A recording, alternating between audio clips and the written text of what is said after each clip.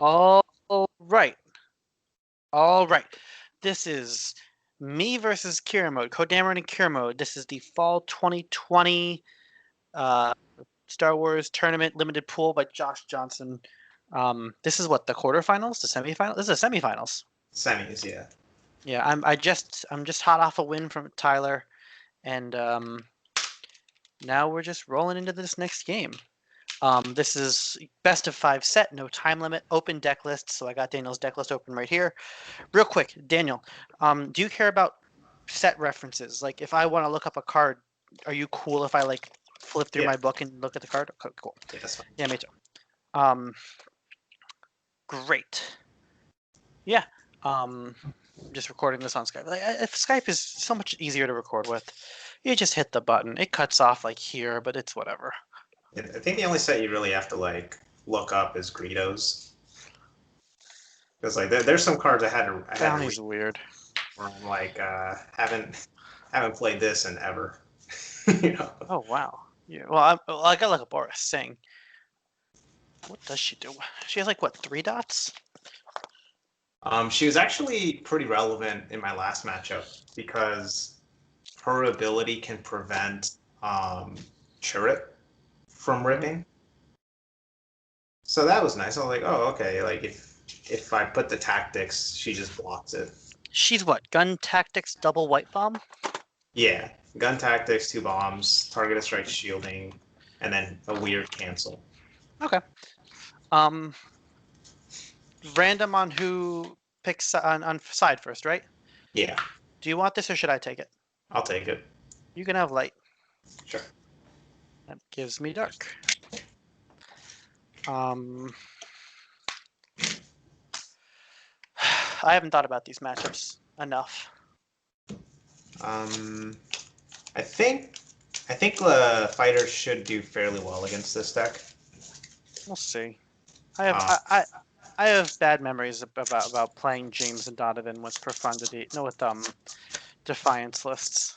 I think it's just more of like something that vehicle decks, or at least this vehicle deck, what happens is there's just going to be some vulnerable boards. And if you're playing like big Sith dudes, you can't really punish a light side player for giving you an open board, but fighters can. Yeah, I can just kind of walk at you. Yeah, so that's where it's like I kind of have to change up what I do a little bit to make sure I don't give you those opportunities. It's nice Which not is giving you not, a resupply depot. Ugh. so I don't know. I think it would, like I have tools against you too, right? Like you don't have a ton of tactics, so like there's a like by the same way that if I leave myself open, I can just get blown out.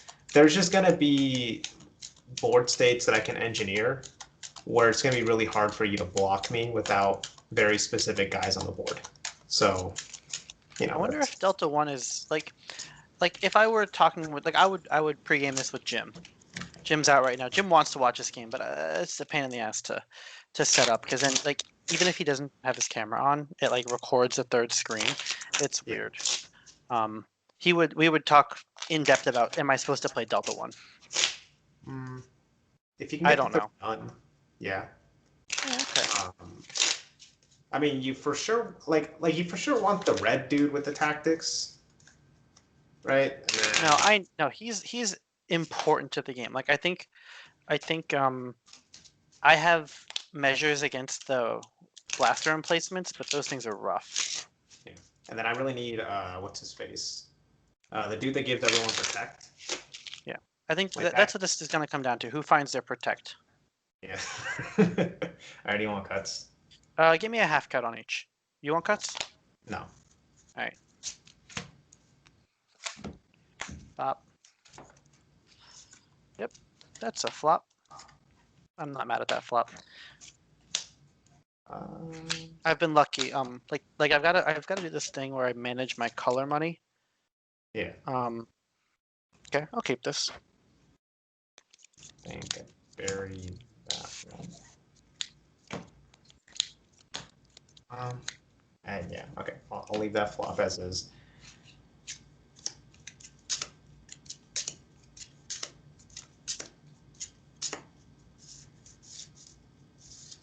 Let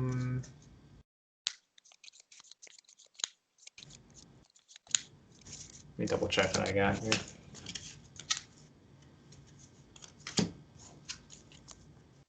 Yeah, this hand's fine. All right, I'm looking at defense protocol, Black Squadron formation, and cloud cover. Okay. I got mission briefing, capital cover, heroes beginning, trigger. Yes, sir. Okay. To me, we're going to pitch. Come with me. Mm-hmm. Go on. Draw one.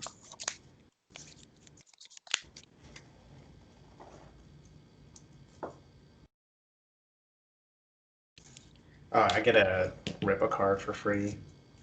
Does that work on my turn? On your turn?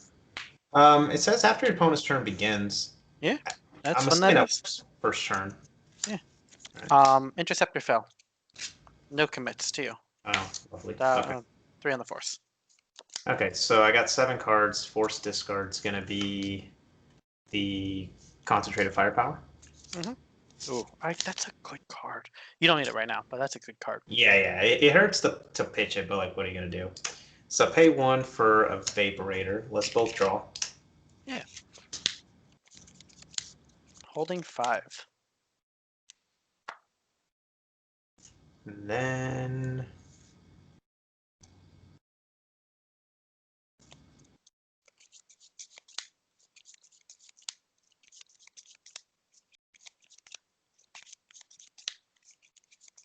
here's blue 9. Okay. 1, 2, 3. Let's go to conflict. Hmm. I'll send. Oof, that guy has 4 health. What, are you going to shoot me with your white gun? Well, no, I was just thinking like it. There's really no way you don't block. Yeah, that's what he does. It's interceptor. It does blocking stuff.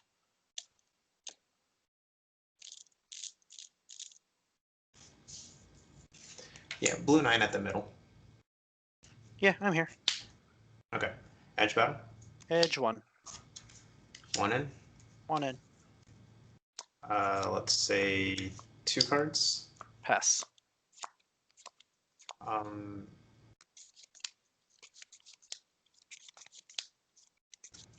3 We're, cards. we're here at the middle. Yeah. Pass. Pass is good. All right, so I just dumped 5 pips. Twist. Sure.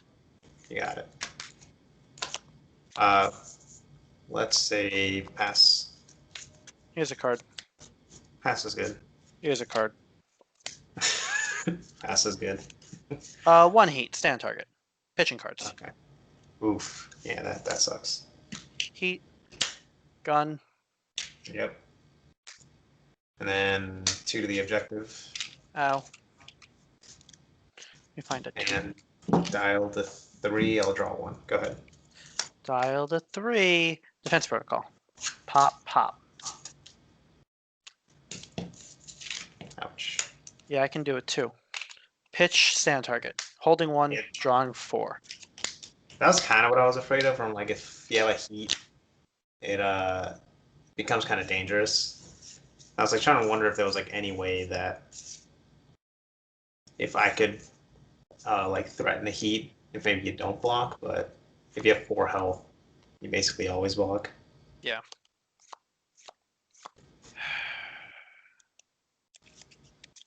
Money is hard.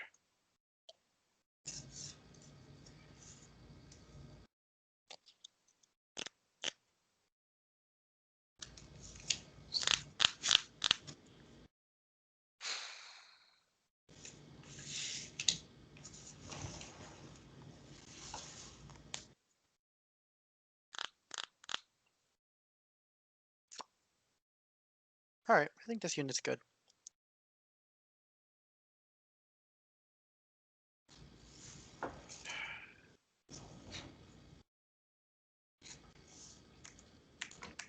Four for Delta 1. Mm-hmm.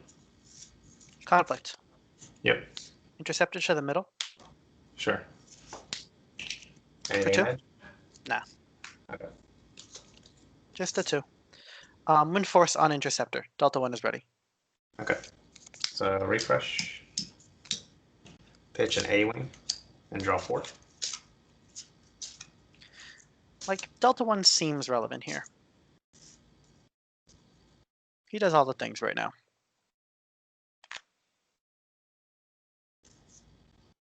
Cards in hand? 4. Okay. Turn was Defense Protocol, Delta 1.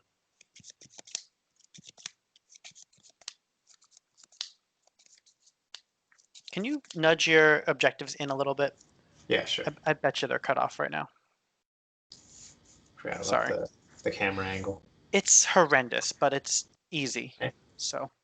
And you gotta do whatever you got, right? I can do more. I can do better, but this is just so easy. Yeah, holding 4.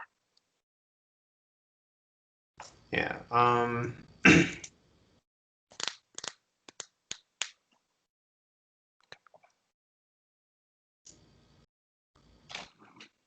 Daisy. Here's red 2. There he is. 1, 2, 3. Okay, 1. Here's an upgrade. Mm, Go to conflict. yeah. And I'm gonna send red 2 at the middle. Dollars? None. Broke.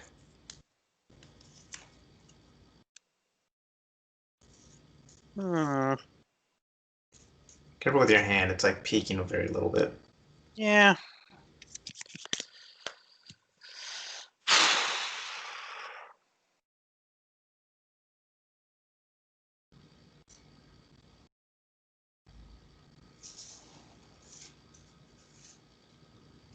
That's the attack? That's not good for me.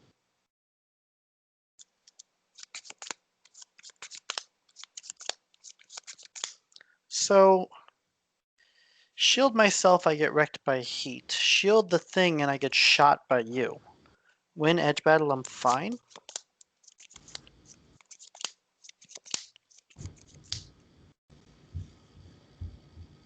Let it go unopposed, and you get a red 2 back? That's not good. Cards in hand? 4. Plus the 3. Ah, yes. Unopposed. Okay. So edge battle. Got nothing in edge. Focus to strike. Mhm. 2 bombs. Then he gets ready on unopposed. Yes, he does. And he's coming back for more. So he's gonna attack cloud cover. Unopposed. Okay. Let This me may be unadvisable, but that was a strong play.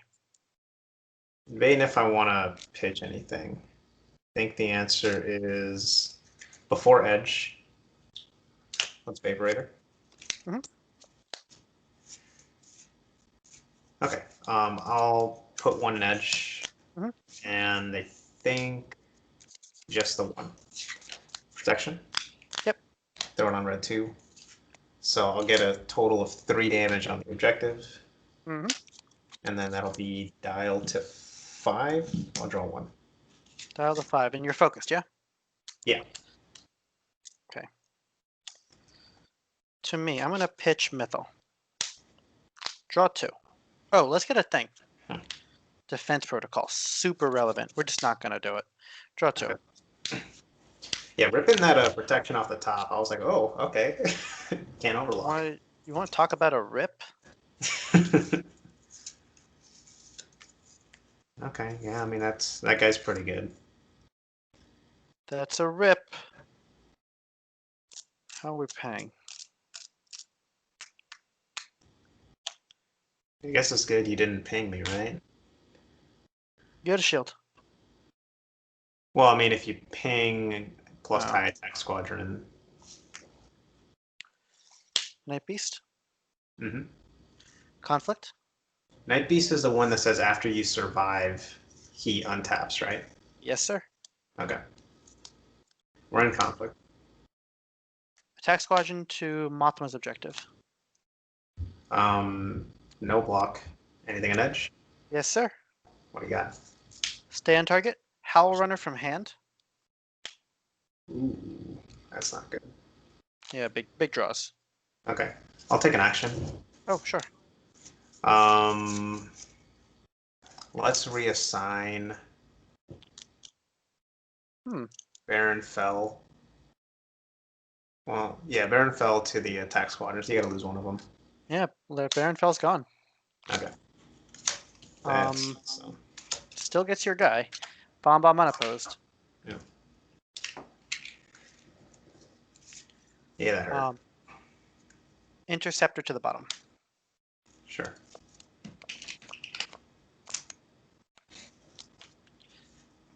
Force with 0. Okay. To you. Refresh. Discard, stay on target. And drop. You have one dude. One dude. But he's really cool.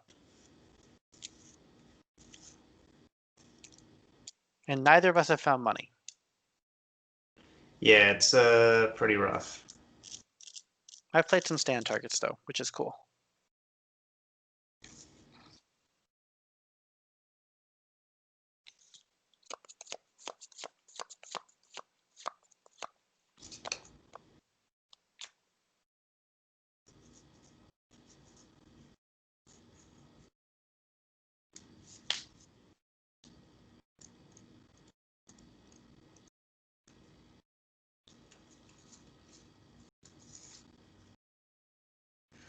Oof. Let's both draw a card. I like cards. It's a good card. Oof. This is not looking good. It's looking fine for me. I think this is looking just fine. I did lose Fell. That's kind of too bad. And we are 3 stand targets down. Yeah, okay, I mean that helps. Yeah, Fell coming out turn 1, I was like, crap, I just like can't take the force. Yeah, it's Fell Interceptor turn 1. Okay. Here's the money.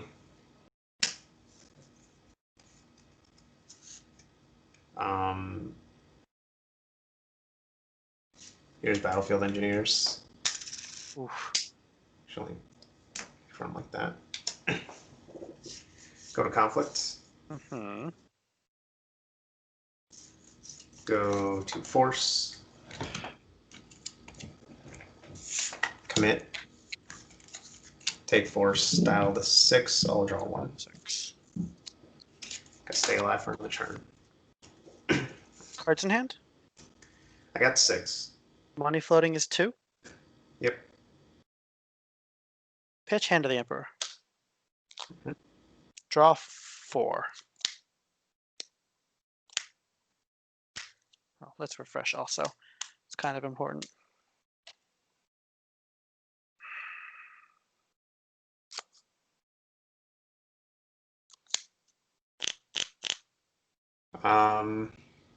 I think I'm gonna take an action here. Let's Yeah. just cloud cover right now.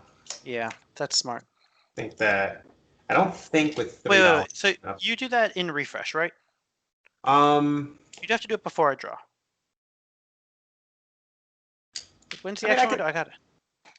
Because otherwise, I've got the first action window here. You can do it I here. can do it during your draw phase. Yeah, do it and draw.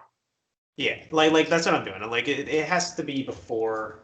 Yeah, I wasn't about to.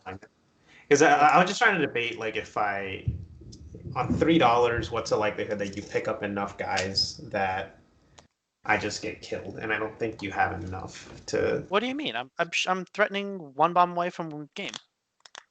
But I can still block. If you say Right, so. so like it's not like all your bombs are black. It's pretty close.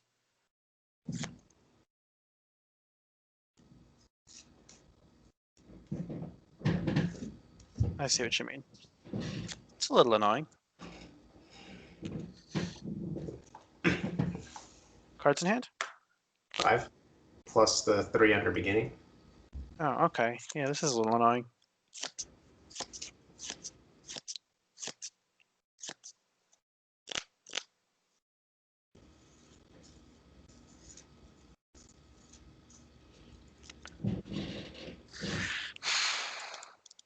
Hmm.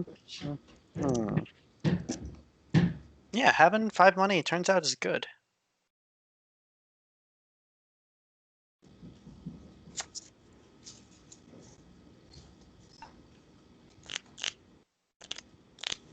I think if you wouldn't have had cloud cover, I'd probably hold the rebel assault just to maybe use it on the attack or tie attack squadron. Hmm. But the extra health is relevant.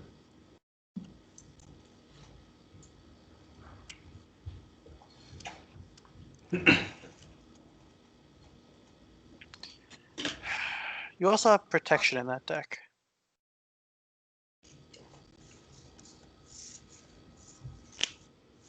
So I think the play pitched both.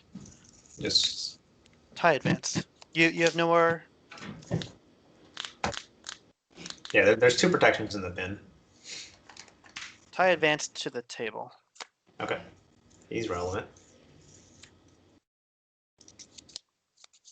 So dial's at 6, yeah? Yeah. All right, conflict. Tie advance delta 1 to hero's beginning. Where's your shield going? On tie advanced. You have no dollars? No, I'm broke. Okay.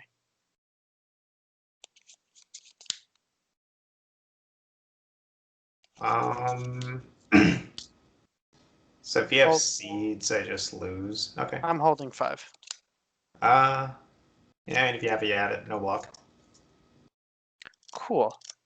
Bomb,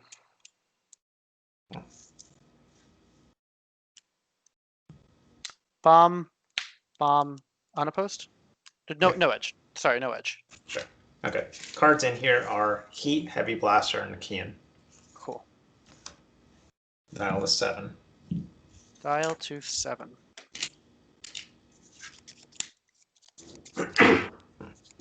Tie attack squadron in the middle. Gotta block that one. I'll take an action. Sure. Black squadron formation. Put smaller into my hand. You got it.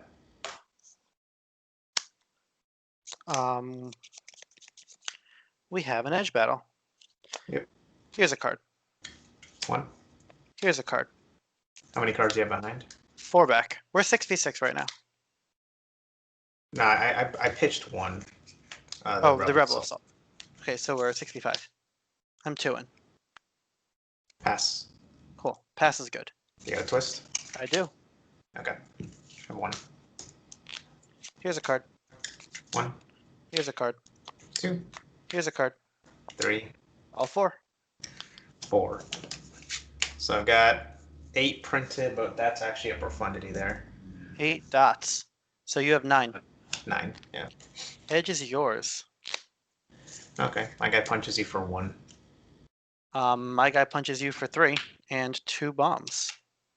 Wait, am I missing something? Where's the extra bomb coming from? No, 2 bombs. No, 2 bombs total. Okay. Because I kill you and get unopposed. Yeah. Yeah, you've survived. Kind of mad about it. Yeah, I was looking at him like the only way I win is if you have a twist there. That's my only out. No, you've done it. You called a twist. And you knew it wasn't a seeds, and you probably knew it wasn't a stand target, so that was smart. Well, I didn't. I mean, I knew it wasn't a seeds after you didn't kill me immediately, right? Right. It's like okay.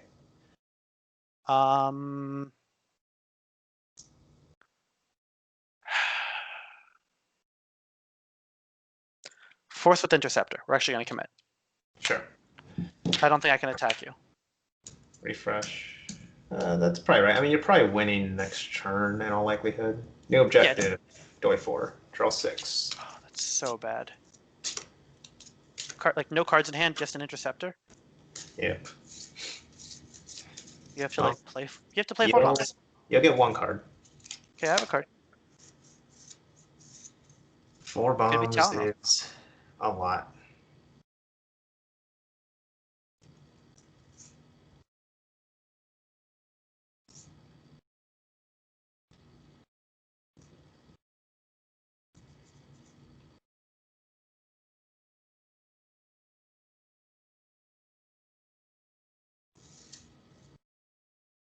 But you survived a turn on a garbage hand. What was in that edge battle? Profundity? Yeah. So I had a mech upgrade, a stay on target, land speeder, and a profundity with the concentrated firepower. But also with the rebel assault. So your turn was the 2-cost guy and the rebel assault. Interesting. Yeah, that was it. Yeah. Well, the reassignment's actually what bailed me out because it let me take the force, right? To have Force didn't matter. some sort of a. Force didn't matter. All right. No, but losing Fell was annoying.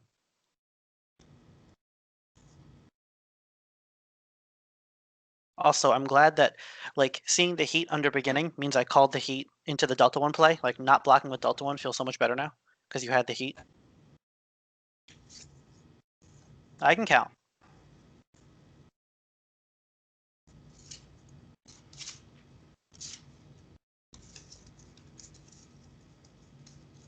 Okay. Here's Owen. Oh man. Oh, you have no Jedi. Yeah, I got no Jedi, but Owen, he's the bailout card. I didn't even notice. Look at me playing well and not even realizing. Ugh. Here's Defiance. 1, That's 2, one. 3, 4.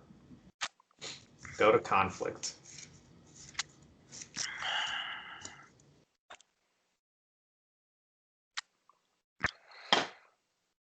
Do you have an action? No. Okay. Are you waiting for something? I have no money showing. Oh, I do not play an action. I can wait till you attack. Owen at defense protocol. This is so dumb. This is stupid. You're stupid. All right. Both of the concentrated firepowers in your discard, right? Yeah. Okay, so the turn is Owen gets unopposed, and then you pop Owen for unfinished land speeder, and they zoom in to come get the 3+1. If I don't defend and then you kill me with Defiance. This is stupid. I'm looking at your list right now.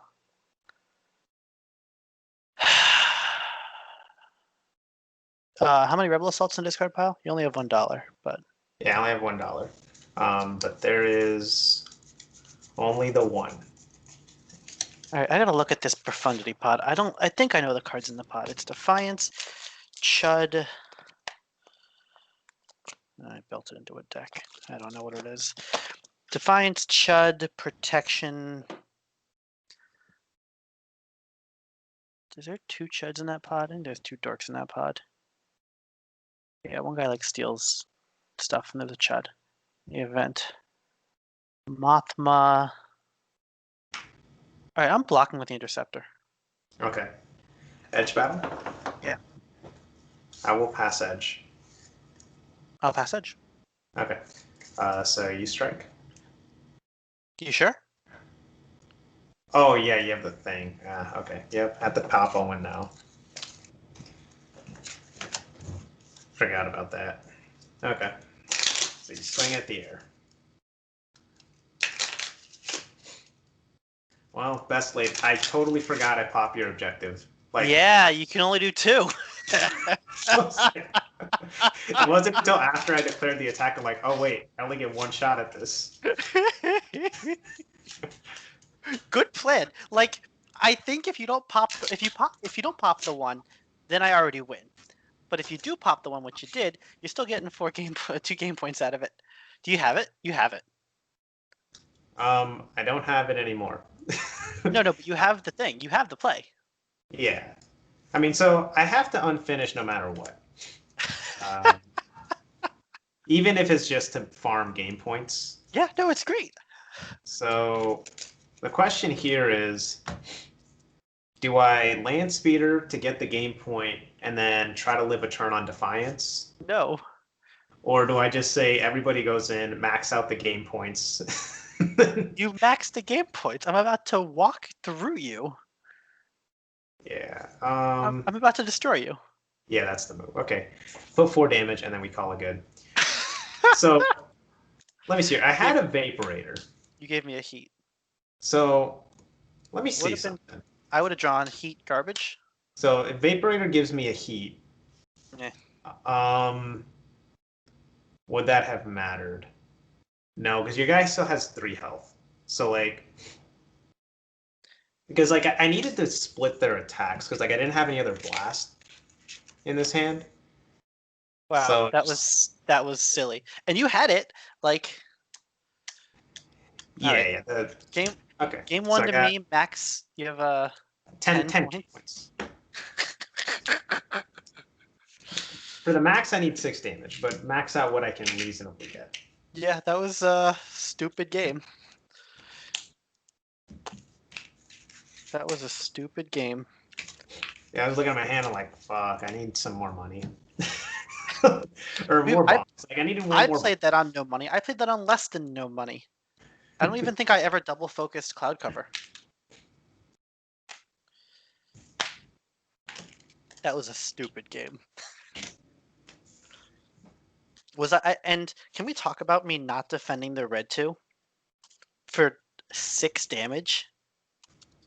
Yeah, that got me a lot, like a lot more ability to potentially win than I thought I would get. I was like, oh, okay, I might actually have a chance here if he doesn't So block. if I block, I have only 6 dots and edge, and they're kind of good cards in my hand, but nothing great. I can't get through you because you're gonna beat me on edge, and then you heat +3, and I die, right? Because you're holding the heat under the thing. Yeah, one thing to note is that if you shield the objective, that protects an extra 3 damage. Yeah, and I thought that Delta 1 was more important for me to win the game long term, so I let you have the things, and I was right. Turns out the black bomb on Delta 1 was relevant. Also, you excellently called that last edge battle. Gotta call the twist. Just praying. Ooh, but that last hand hurt. I was like, oh, 1 damage short. No, you had the damage. You just only had 2 attacks. Yeah, that sucked. Which is stupid. Mid cuts. Do you want to cut? Nah, Whatever. There's that. Okay, give me mid cuts. That was a funny game. This game I'm kind of afraid of. I think you're gonna wreck me. I don't know. I mean, didn't we play this matchup and you won last time? Maybe. I don't remember. Okay, you want to cut? Mid cuts. Yeah, that was probably before I realized my deck was bad. You told me it, but I hadn't realized it yet. Doesn't have a lot of bodies, but I don't know. Funeral Pyre is pretty gross. Like if it hits at the right time, it can feel pretty miserable. This is a stupid hand. All right, Kian Lightbow is not a turn 1. And I'll keep this hand. Yeah, we're shipping Kian Lightbow plus Heat Stunning Blow. I'm like, oh, I could do a thing. I could attack him. No. Yeah, that was something I did against Jim, where he attacked me, and then I just didn't block because I was too scared of a million heats. But his whole hand was just like heats and stunning blows. So then he ended up with a dead draw because he didn't pitch the tricks. Ready when you are. Okay, yeah. So I got Inquisitors, Shadowed Surveillance, and Forlong's Objective. I did some pretty aggressive pitches against Tyler. I've recorded it. Here's the beginning. Okay. Yeah, that game was actually nuts. Oof, a million edge. It's fine. Okay, so I will pitch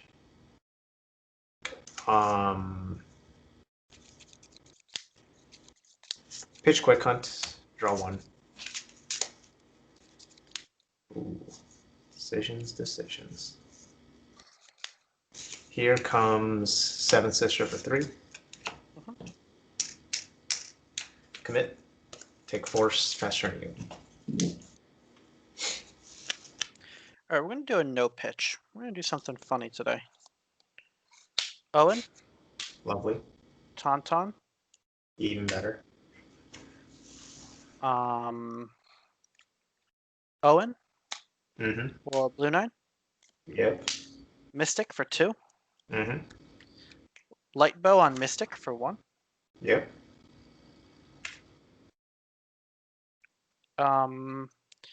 Conflict. Mm-hmm. Mystic to Surveillance. Sure. The Seventh Sister will block. Cool. Edge from beginning. Okay. Now, Hero's Resolve gives you pips, right? 1 extra dot on every card. Okay. 1 in. Second one in. 2 in. Hold on.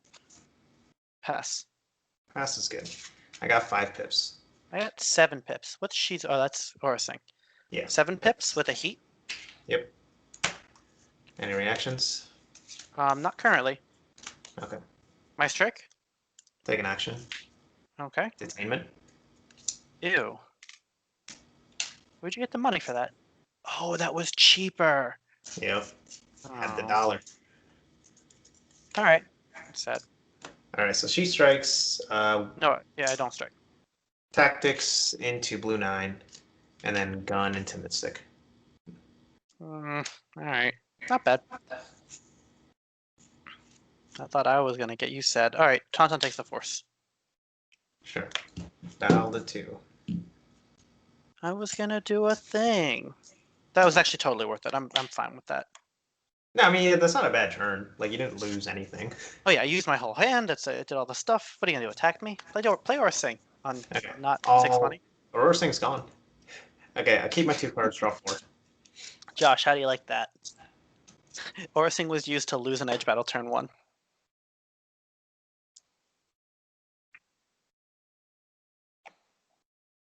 All right. I'm gonna put a bounty on Blue 9. Okay. Here you go. I got a thing. Okay. Here's Forlum, Ew. and then here's Eighth Brother. Go to conflict. Yeah. I'm gonna send Forlom at the middle objective. Unopposed. Okay. Nothing in edge, and then eat the one girl. Yeah.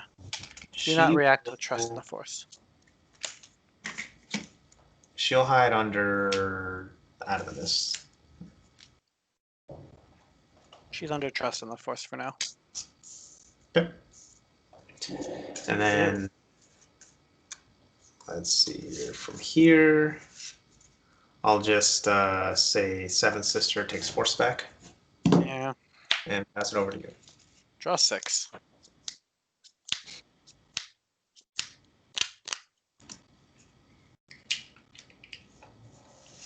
Okay, deck. If you say so. Owen Lars turns into a land speeder this time. All right, sure. 2 for snow speeder. 2 for snow speeder. Mm-hmm. Blue 9's untapped. Yeah.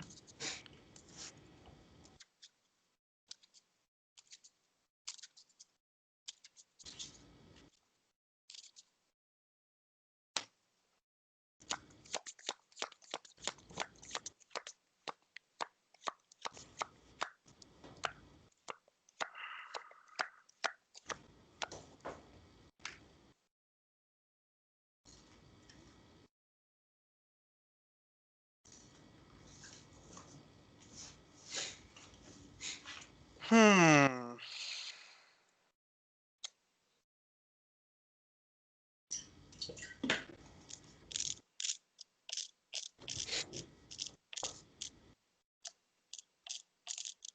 Cards in hand? 3 cards. To my 2+2.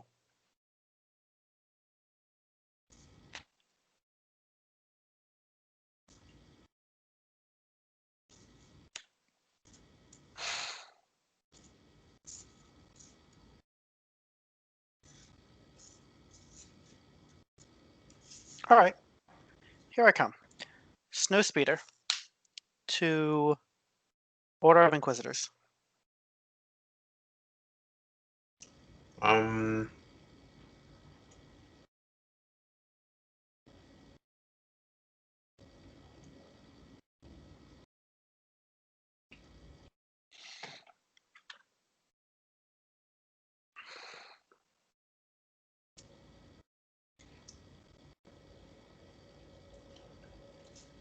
I guess I can't really stop the bounty from not getting collected. Just fight an edge battle. It's fine. Eighth brother will block. Shield himself. And Cool. actually, shield the objective. Edge battle, I will pass. Pass is good. I have action. Sure. I'm going to reassign this bounty Oh, sneaky. To the onto snowspeeder. the Snowspeeder. Okay. Kills snowspeeder. Nicely done. Wasn't that cute? Wasn't that cute?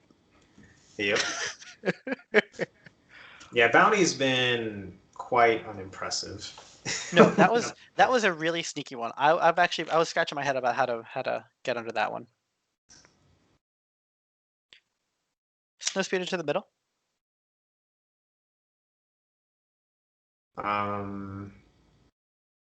One card +2. Yeah. Seventh sister blocks. Cool. Edge battle. Yep. Edge from hand. Say 1. Edge from here. 2. Pass it 2. All in with 3. Pass it 2. Okay, I got 6 pips. I have 3 pips. Okay. Just some cards. Focus to strike. Let's throw a tactics on the land speeder, and then kill the guy. All right, to me. Yep. Blue 9 to the bottom. Yep. Which is an objective with text that you missed. Did I even have a target? Yeah. I don't have a target. Wait, is it 2 or less or something? It has to be 3 or less. So I pitched the Bubo to win the edge battle. So like, Aurora is my only guy. Oh, I just thought it was unlimited. Never mind. Okay. I get 3 bombs. I've done it. Yep. Tauntaun takes the force. Sounds good. Down to 3. Refresh. Come and eat my Tauntaun. Yep. Draw 6. Kind of sad about it. I think that was a weird use of 2 snowspeeders. Here's a Janus. Ooh. Go to conflict. Mm-hmm.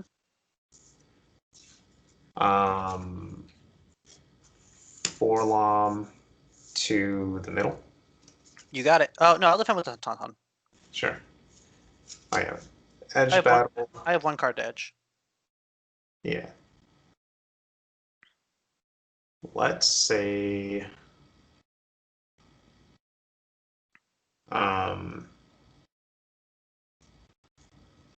fuck it. Nothing in edge. All right, pass. I'll shoot you. Yep. And then I think I don't trigger reaction. Okay. And just kill a Tauntaun. That's fine. 2 more. And bomb and opposed. Finding a 2. There's a 2. Okay. Next up, let's say Janus goes to the hero's beginning. Bop. Gets damage and taps the land speeder. I know how the land speeder works. It doesn't. It gets focused. I know. And then I just take force back with her, pass it over to you. Yes, sir. Dial's only at 3. I can get up real fast. Go into 6 cards.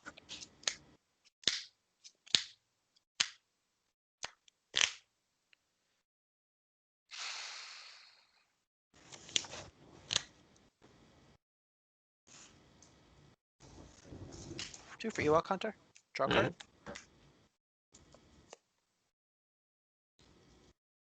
Hmm.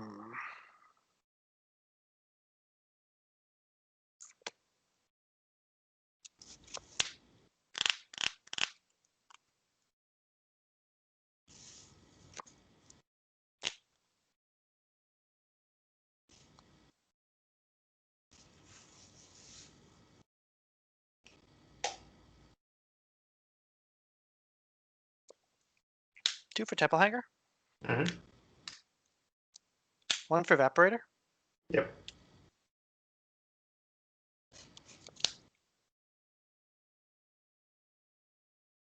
Cards in hand. I got 5. Action Evaporate. Sure.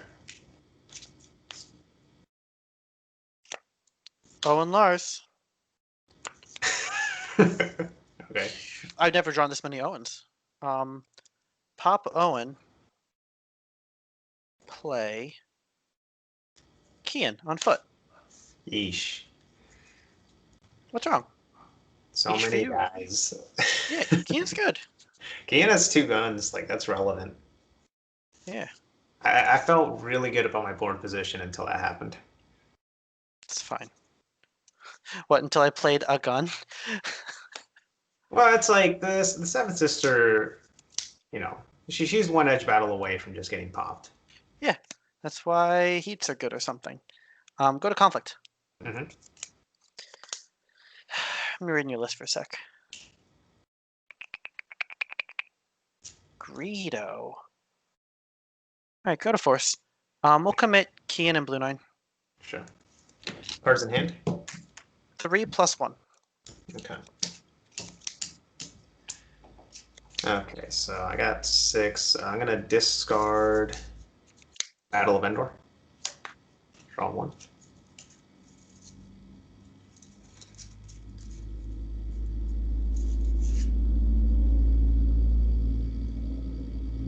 Battle of Endor. I don't even have any Endor things out. No, Not even the Pyre.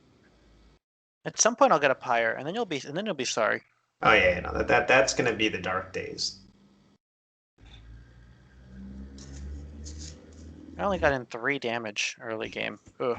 What did I lose? I Here's lost something good. I lost my Mystic. She was a good unit. She was supposed to kill the sister. Then I would have won the game. Okay, let's go to conflict.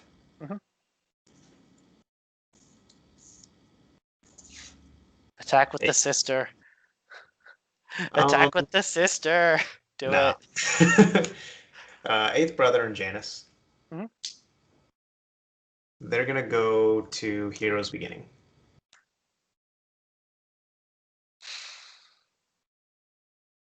That's not nice.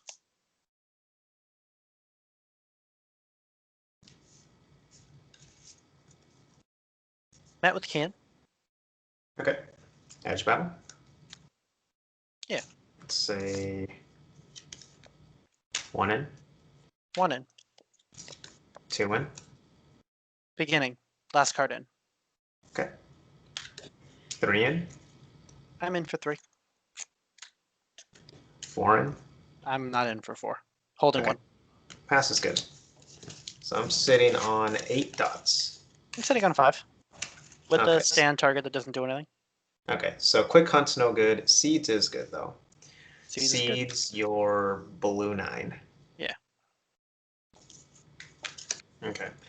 Strike with Janice. Mhm. Reaction, and then the gun to Farlander. Do you Hold have any on. reactions? Yes, I do. Okay. Draw a card. Sure. Oh, hold on. I didn't shuffle.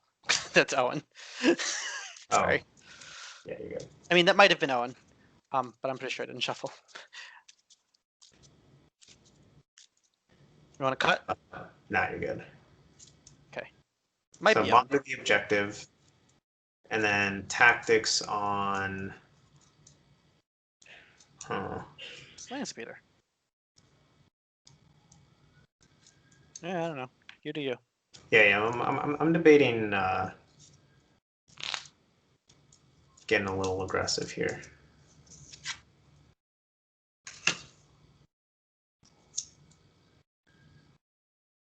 Let's say tactics the Ewok. Okay. And then blow up objective. Yes, sir.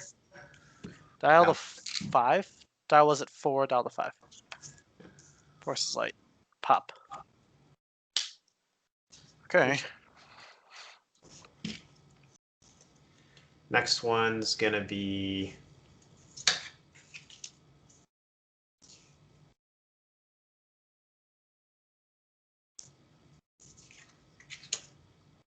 Seventh Sister and Forlom at Trust in the Force. Cards in hand.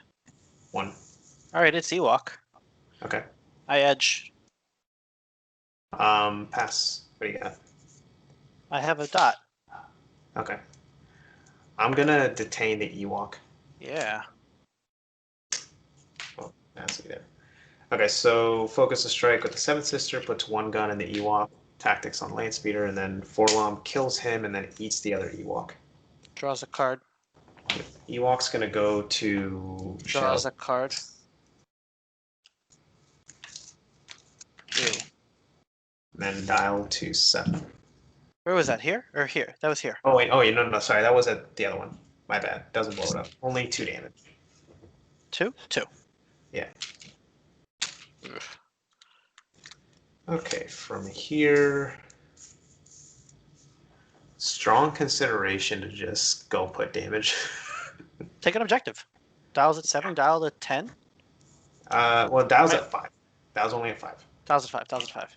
And I think the answer is I do go take the objective because I don't think Greedo's blocking shit if I have no cards in my hand. So Yeah. go pop that. He's Dial- literally Greedo. Force will stay with you. See what you got. Forces me. Yep, and it's completely wide open board. You have a dollar. But yeah. But I have no cards, so. Oh, ping the bottom. Okay. Let's see it. Objectives are Hero's Resolve, Mhm. Trust in the Force. Sure. That's not up.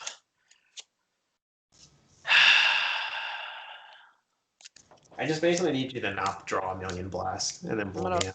I'm gonna hold these cards. I think this is an important card here. Maybe I'm supposed to pitch it. Let me see my discard pile. All right, we're pitching a heat. Okay. Drawing 5. Action Vap. I got a card. You have a card. That was mean, man. I didn't like that turn. Just had to eat all the Ewoks. No kidding.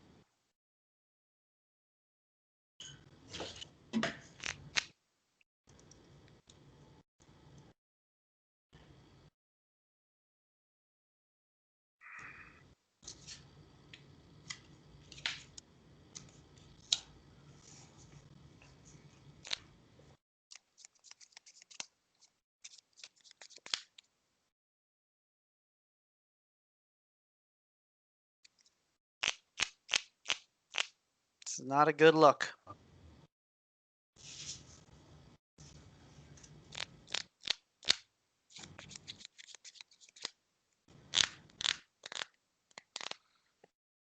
Hmm.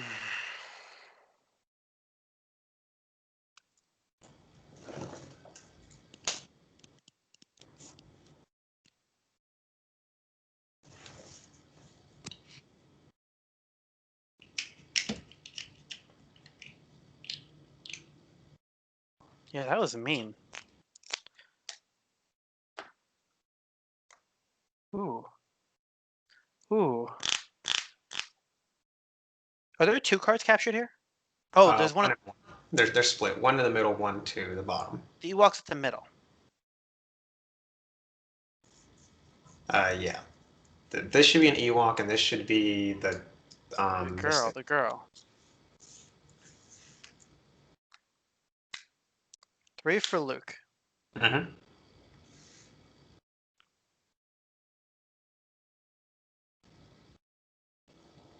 Oh, there's a turn here. There's a turn here. Oh, you're done. Man, Pyre. there's the bombs. All right, you ready? Mm-hmm. Luke and Blue 9 at the middle. Okay. No action. Cool. Pop pop. Yep.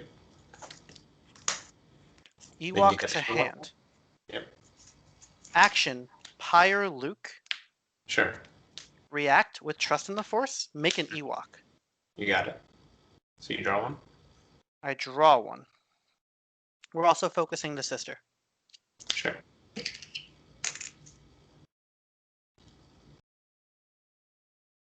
Can I also react with this one? I don't see why not. Right? So, I don't know how that's worded. so here is a really interesting thing. I just picked up an Ewok off of that draw, but the game doesn't know that. So this leaves. This Mm-hmm. reacts. So now we're in the reaction window where this is leaving play and this is entering play. Um. So I think once this enters play, we're not like nesting things. We're just off of the stack. This Luke stack just kind of goes away. If I were ruling, I would say that if you top deck something off the Ewok, you can play it. So we're in the same window. Yeah. Because sometimes you just will play cards that'll do a bunch of shit, right? So if it's if I have let's say there's reaction declare attackers, right? Mhm. And you have a reaction declare attackers that has an ability that makes a guy take damage, right? Mhm. And then I play lightsaber deflection, right? Then lightsaber deflection hits one of your guys who has a reaction that when he dies, you I can remove Q damage. Ron. I can Q Ron some damage, but then we're Yeah, still in the declaring attackers. yeah, and then you can still do more shit. So I would rule that you can rip an Ewok off the top and then play it. Simply because I'm having double trust in the Force. Yeah. Big. You don't even know. All right, so it's Ewok to the bottom. Yep. What was up? Hold on. I'm just looking at your board real quick. Sure.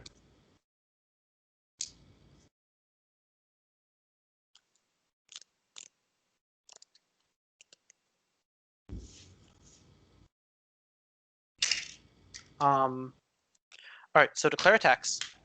Yep. Edge battle. Edge Mhm. nothing. Win edge. Before strikes, take action. Unexpected assistance. Oh, okay. Yeah, that hurts. Get unopposed. Yep. You get your girl back. Get my girl back. But I don't get the tactics. Mm-hmm. But then Landspeeder comes in for a tactics. Sure. Where's he gonna drop it? On the brother. Okay. And So then how many that cards do you have in hand? 5. You know Okay. the Mystic. Okay. Commit Ewok Hunter, take Force. Sure. Flip dial to 8. Note that this was all possible, and all of that was cool and above the board, and even if the Ewok Hunter wasn't there, that was because the Ewok was at the middle. Oh. Yeesh. Yeah, well, I mean, if I place them both at the bottom, No. it's just too If he easy was to. over here, it would have also worked. Like Oh, if you had the fact that you had any Ewok captured, like that was a crazy turn. okay. So you have 5 cards in hand, a million edge, but only 1 blocker. But only 1 blocker. And you Okay. used both of your detainments. Play captured. Oh, dial's only at 8. Get a pop 2. Yeah. Yep. I think the play here is pitch Garandon Mhm. and draw. It's 3 dots. Well, the way I win is not through him. Yeah, that turn was stupid. Trust in the Force, doing trust in the and Pyre. Trust in the Force, Pyre. That was that turn.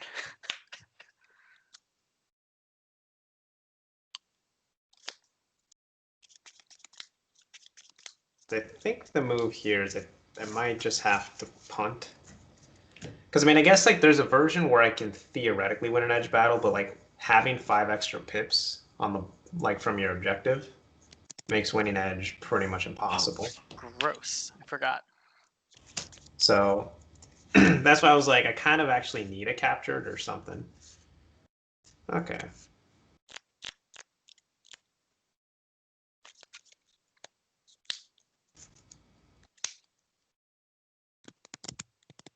That was a cool turn. I'm sorry. I haven't had like that was what this deck is supposed to do, and it actually did it. Okay. The punt is coming. 1, 2, 3, 4. 2 paid informants. Go to conflict. Mhm. I'm gonna send Forlom at Hero's Resolve. Met with Ewok Hunter. Okay. Edge battle. I'll pass. I'll edge a card. Sure. Pass. Cool. Heat. Yep. Were you tapping? Focus strike. Yep. That was here. Mm-hmm. We tap Janice.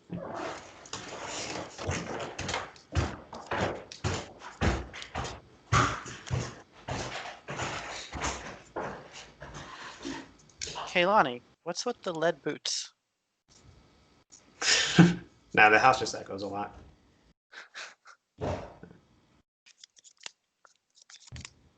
Yeah, tactics on Janice. Okay. All right. Send these 3 at Trust in the Force. Yeah. Pops it. That'll do 11. You presumably only need 2. And then we can call it. We got it. Okay. Wow. That turn was stupid. So note that I think I'm still fine. Like I just want to clear up any I think this was an interesting ruling. But if this wasn't here, then I still like have this. No, I have this. I have a land speeder defense. You would defend with a land speeder. Because this takes the objective and then makes the land speeder for defense. Okay, so you would keep a defender back. Yeah. Yeah, I just think. And then I've got a stupid edge hand. Yeah, I was just like, there's no way I'm cracking that edge hand. So my only realistic out was I basically need a way to deal with your guy ahead of time. So like ideally would actually be a seeds. So if like my hand, if I pick up a seeds and then like say these 2, right? That could actually, because I had the Forlom still.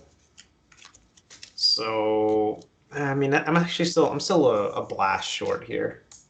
Yeah, I don't think you can take 2 objectives, but like my turn was Rube Goldberg level. That was ridiculous. That was like Mick Cipra sparking into Hera level. The other way that I could potentially live would be, so I had the 5th brother. If there's like 5th brother, their stick, and seeds, I could seeds your guy with like a Forlom or whatever. Use the stick to double strike with the 5th brother. That locks out a couple dudes. And then if you dead draw, Wait, were you holding the brother? Well, I mean, I was drawing a fresh 6. Mm-hmm. So like I was just thinking of like hand combinations where I could live, because that's the other thing. Like if I can pick up a hand where I can realistically defend with, you got something there. I just looked at my hand and I'm like, there's like no way I can block here, because I also if I'm you can't block. I have to be able to turn off Luke's objective, and it's just really hard to attack and block with what I was staring down. So in any case, I felt like every version of that hand does not get there with what's his face, Garandon. Like he's not in any winning combination. So you don't think that you can? You don't think there's a blocking turn? Like the blocking turn that exists, I still have to attack. Why? Because I have to turn off Luke's objective. No, you don't. No, the tough thing is the pyre. Okay, yeah, the pyre is rough. Because I pretty much like the path for me winning that is I turn off whatever blast you have on the table, and then you dead draw. Interesting. That's about the like leaving you an open board and then you drawing all the blast. That felt miserable. No, I didn't draw any blast. All I drew was Luke. He was the only unit in my hand. I mean, you drew Luke plus an untap. But I didn't have an Ewok. You just killed both. I'm looking at my board. I'm like, oh, he just killed both of my Ewoks. I wish I could get one. And I looked and I looked and I looked and I evaporated and I didn't have one. And I had to find an Ewok. Notice I had to rescue him. I had to sack my Luke because you can only sacrifice a character to make the Ewok. Like Yeah. I had to jump through some nonsense hoops to get that untap. Yeah, but he got there, and I was like, well, what can you do? Yeah. Because my plan was basically to try to block for one more turn, but I needed you to just not pin me against the corner on Cuts? on that next play there. No cuts? No. Okay.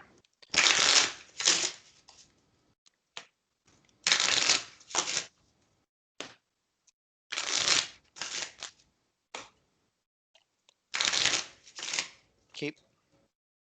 Yeah, that's a pretty good keep.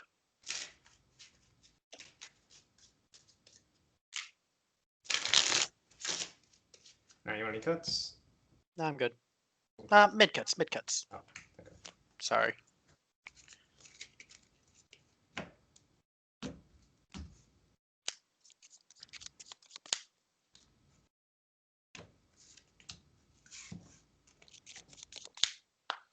It's my flop. Yeah, my flop is fine.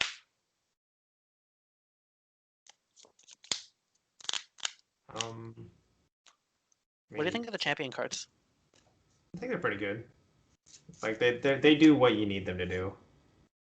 I think they're correctly balanced in those pods. I think the pods that Josh put them in are fantastic, maybe except for Vader. I think I would have preferred Vader in. I like him in corporate exploitation. I think that's funny. Or even the asteroid pursuit pod.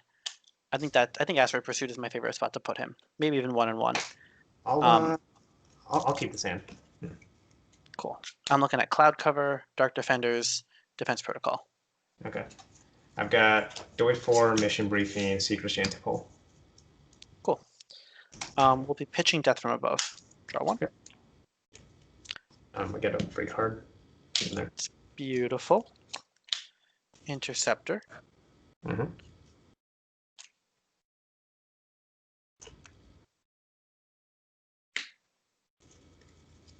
Two. For Fell. Jesus Christ. 2 for Advanced. Oh my god, this is rough.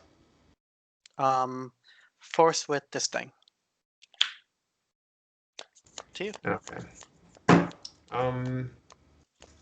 Yep, good hand. Good hand. This is a good card. Pitch Firepower.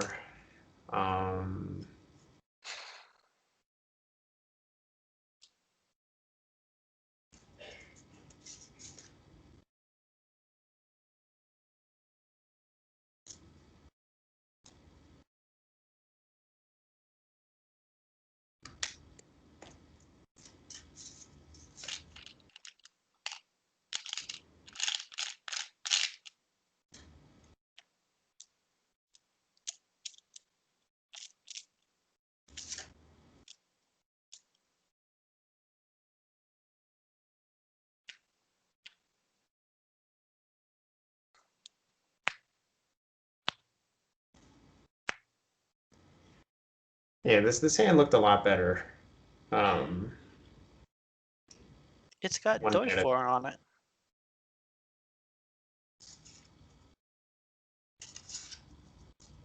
Oh, you were on a blue 9 pass commit turn. Or Profundity commit. Is Profundity elite? No, right? Okay, so here's what I'll do. I'll say 1, 2 for Temple Hanger. 1, 2 for another Temple Hanger. 1, 2, 3 for a land speeder. 1, 2 for an A-wing. Yeah, it's a turn. Go to conflict.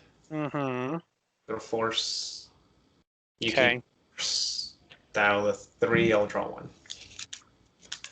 Defense protocol will ping your A-wing. Sure. Pitch Mythal. Draw 4. Okay. We can draw like that.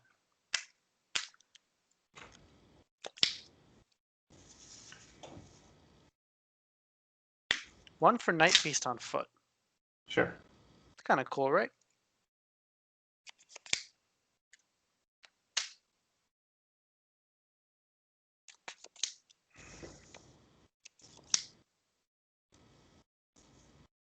He's a cool unit.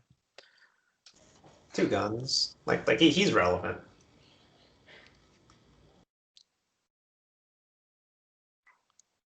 Cards in hand? 1 card.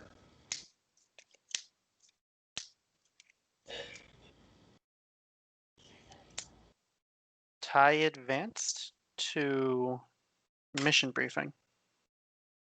Cards in hand? 3. Okay. Edge 1. Yep.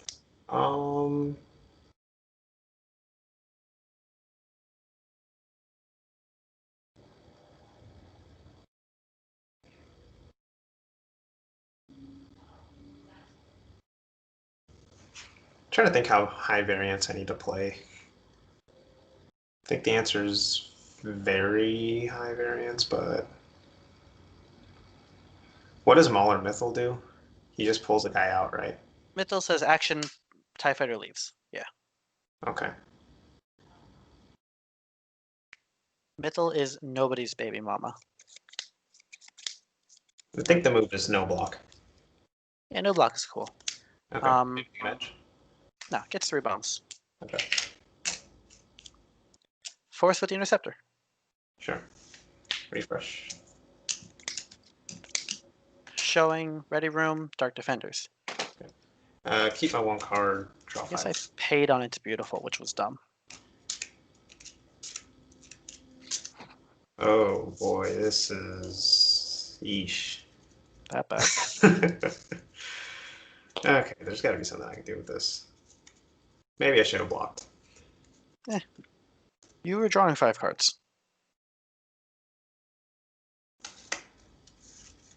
Well, I'm thinking just to tick up the variance in a way that's helpful.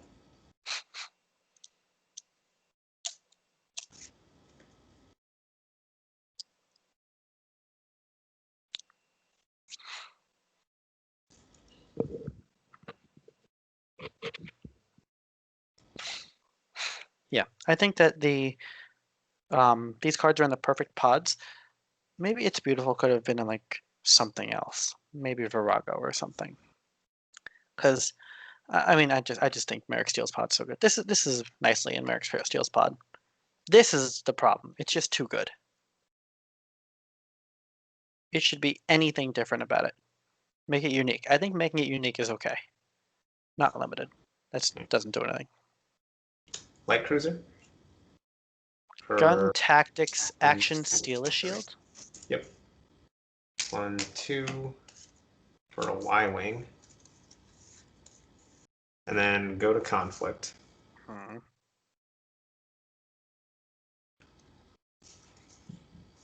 Dumb Let's Y-wing. say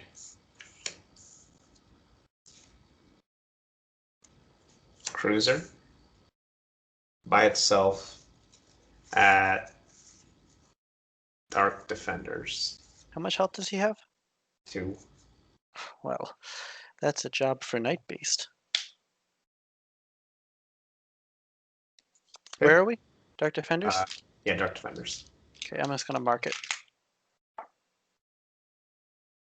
Edge You have a battle? land. Yeah. Okay. 1 in. 1 in. 2 in. Cards left? 2 behind. Pass. Pass is good. Got Twist. 4. Twist. Jesus. Ouch. Okay. GG. One in. One in. Pass. Pass. Twist Got again. 1. Oh, okay.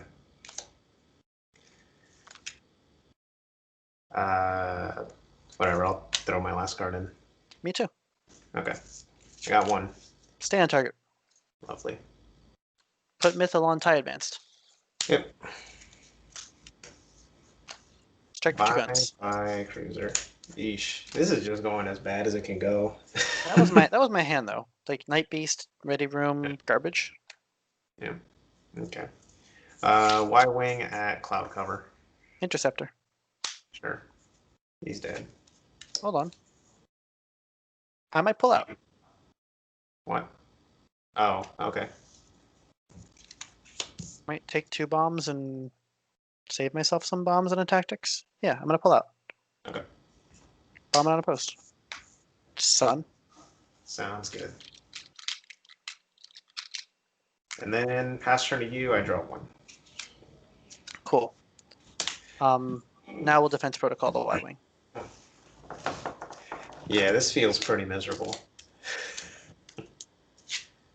Dial the 5. Draw 5.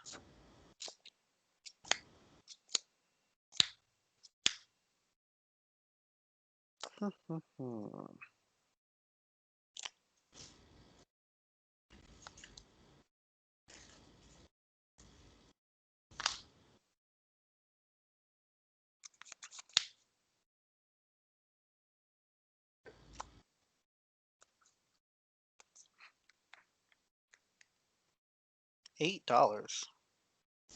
That's too many dollars.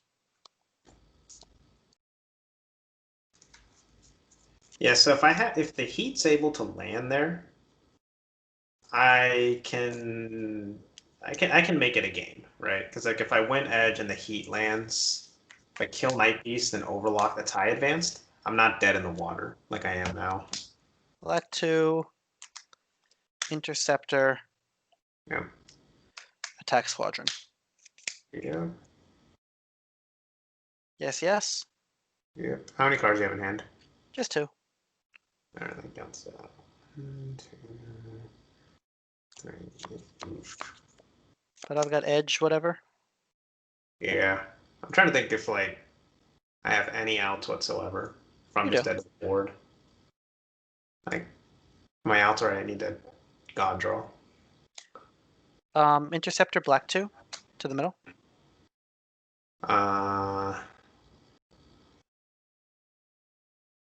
Edge 2. Yeesh.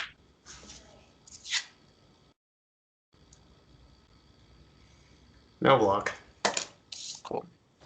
No edge, win edge, focus strike with black 2, get tactics, bomb on a post. Yep. Cool.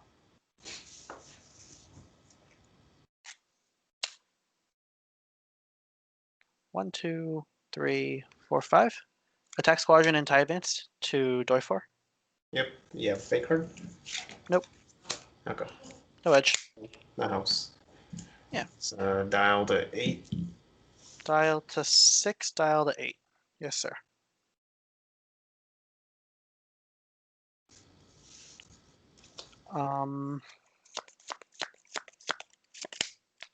Force with that. 3 on Interceptor, 2 on Night Beast, etc. What can I even draw here? Holding 2, probably no fate cards. Doi 4, here's beginning, trigger. It's a good start. That's like the start of how you come back. 1 rebel card is rough. One of the biggest problems is that like 2 I can't take the force, right? So I'm just dead in 2 turns anyways. You're dead to 1 more objective. Yeah, that's another problem. Well, like if like let's say I theoretically draw a hand that's all defense, you could just wait 2 turns and I lose. What?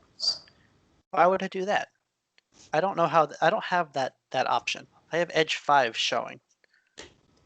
Yeah, and 2 cards back each. Okay. I'll keep this card and then try to draw a miracle. You pulled it off last game, like within the skin of your ass. Let's see here. You got 2 rebel cards. Black 2 is here though. Night Beast, what a champ.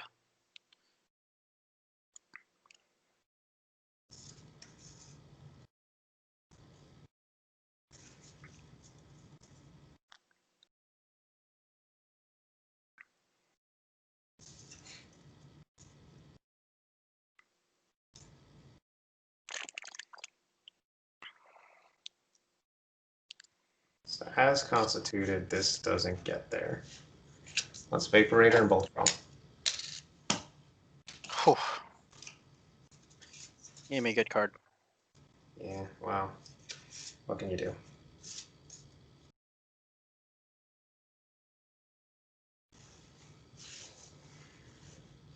Okay, well, might not be completely dead now. Still looking pretty rough though.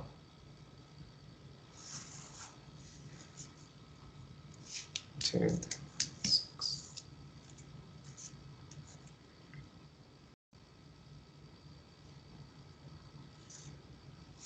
Here's red 2.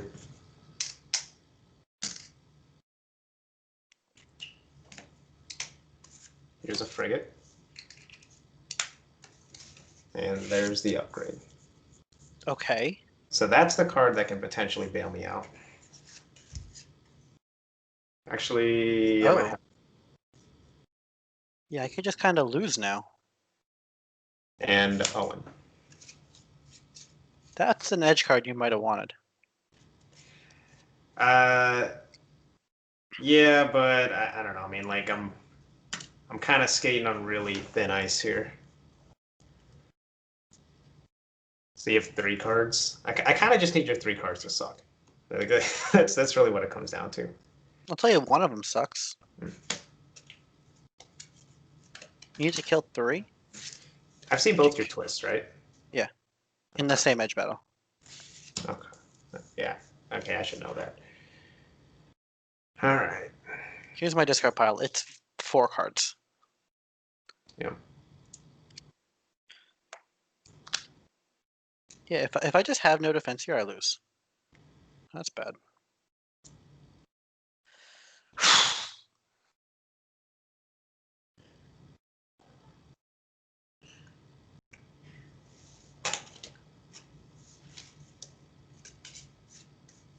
So hypothetically, red 2 and friend, red 2 and friend, and I just lose.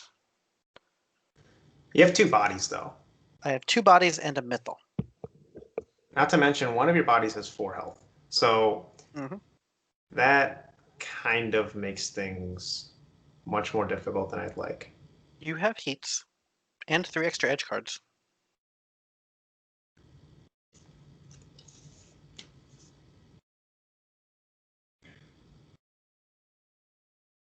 Oh, I've also got black 2. This guy doesn't die. Yeah. Because like stacking the red 2 damage is just very difficult.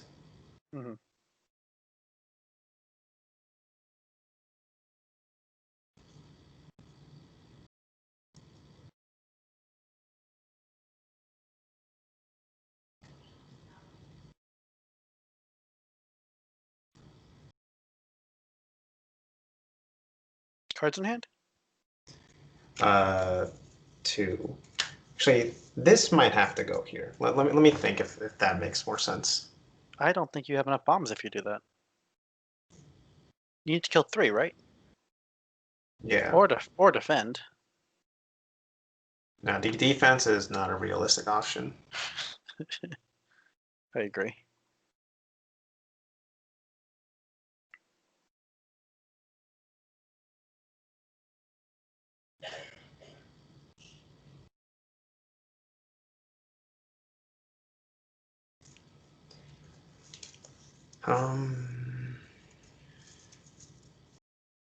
Has it really been turn 1 was this? Turn 2 was Night Beast. Turn 3 was this. This is turn 3? Yeah, it's Wow. yeah, and then like Yeah, this game is about as bad as this could have gone. Yeah, my board was pretty nuts.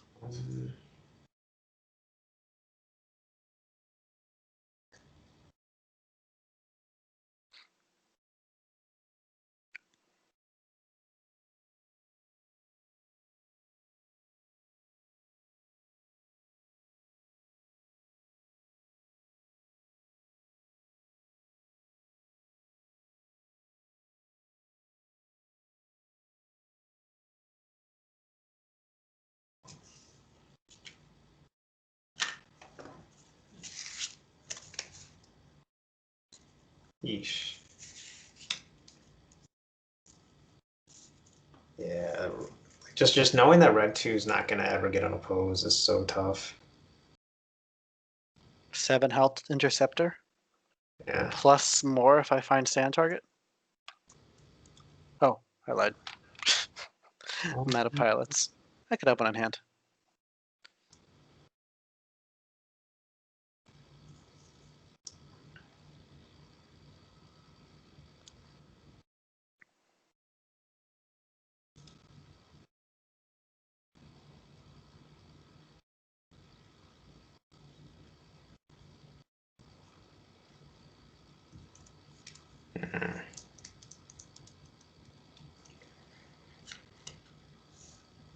Ouchie, ouchie, ouchie.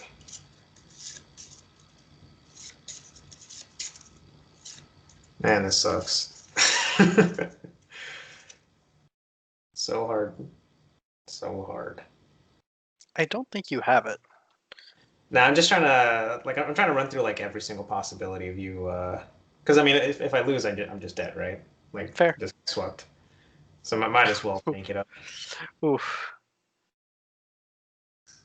Hmm. Yeah, all of these games have been. This game was kind of rough, but the other two games were actually ridiculous.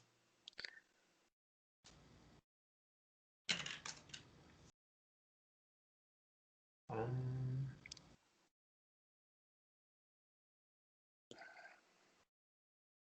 okay, so yeah, on attack, there's basically no hope. So this leaves defense. I You have can to hold try the. to. I'll let you hold the Owen or the frigate if you want. Um, the Owen makes sense to be on the board. Okay. He's a dot. But I still need to put myself in a position to potentially live next turn, which means like at a minimum I have to focus out the TIE attack squadron. Really? Okay. Maybe.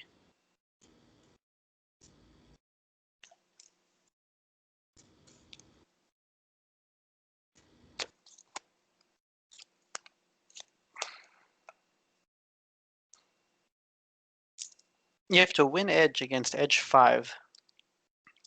Not to mention Mythal, like giving me an out. And what is essentially going to be a full hand. Yeah, no, I'm aware of how bad it can get. You got beginning. You got beginning.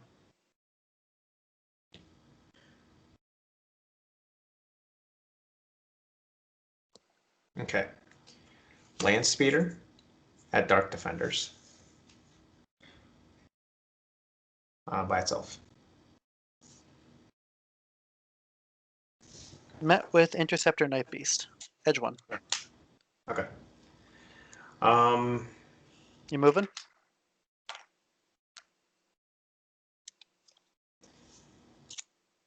yeah, move to cloud cover. Okay.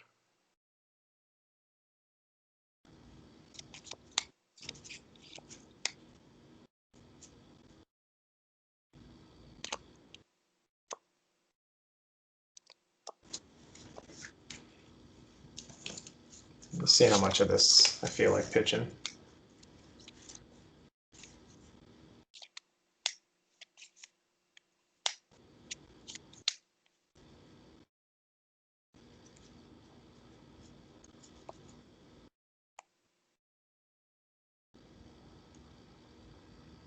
Yep. 1 in. 1 in.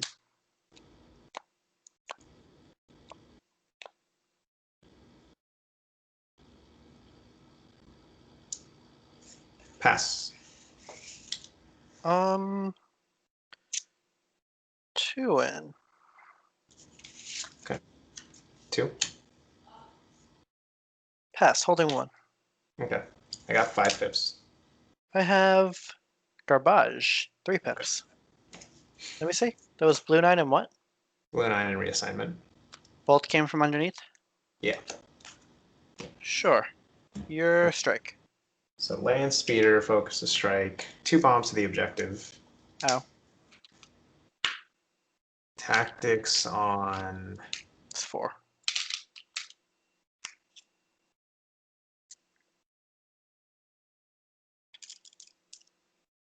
You have 1 in hand. 1 in hand.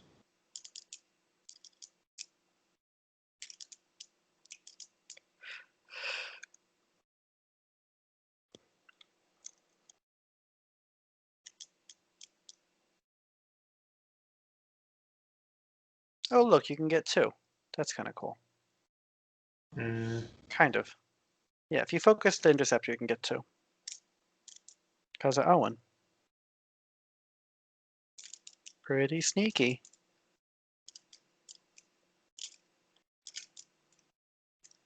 Yeah, let's say focus interceptor. Gross. Kill you. Yep. I don't like this play. It's insulting. Okay, next order of business. Gonna say Owen? not yet. Hmm. Think it's for sure red. Maybe not. Because like, I'm trying to think if I even want to pop that because you'll have $1, $2, $3, $4 up. Mm-hmm. Showing a bunch of bombs. Yeah. Pop defense protocol. Yeah, no, that's definitely getting pop for sure.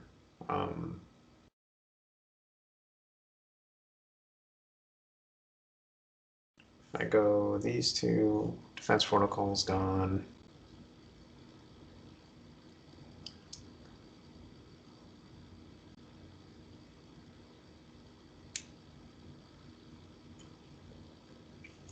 Yeah.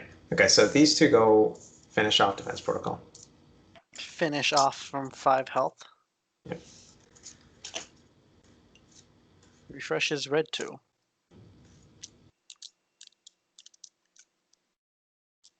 And then You can do the thing where you get 10 game points again. Like, you are maximizing game points. the game points don't matter if you lose every time, right? Something like that. I'll try to see if I can squeak out 1 more turn. So dial to 10. Here you go. Dial to 10. Objective is defense protocol. I will protocol on red 2. Sure. There's my guys. Draw 4.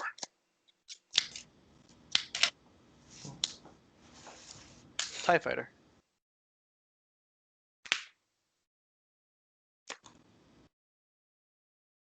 Conflict.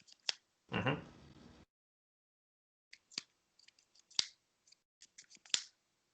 6 ties. Walk into a bar. That bar is named Doifor. So all of them are in. Yeah, edge 6. You're showing a lot of guns, a lot of blast. And a tie advanced for good measure. Sure. Sack Owen. Unfinished, a blue 9. And then red 2, blue 9 block. What is happening? All right, edge 6. Edge a card. 1. Pass. Pass is good. What do you got? Heat. Protection. So I think I'm just dead here, right? I 6 think you protect bombs. the objective. Yeah, protect the objective, and then I lose. Yeah, 6 bombs. Yep. Or something like that. Well, Well, if you protect yeah, red because you 2. can kill red 2 and then tap down blue 9 because you have black 2. So Yeah. yeah, okay. GG. 2, 3, 4, 5, 6, and then on a post. Okay.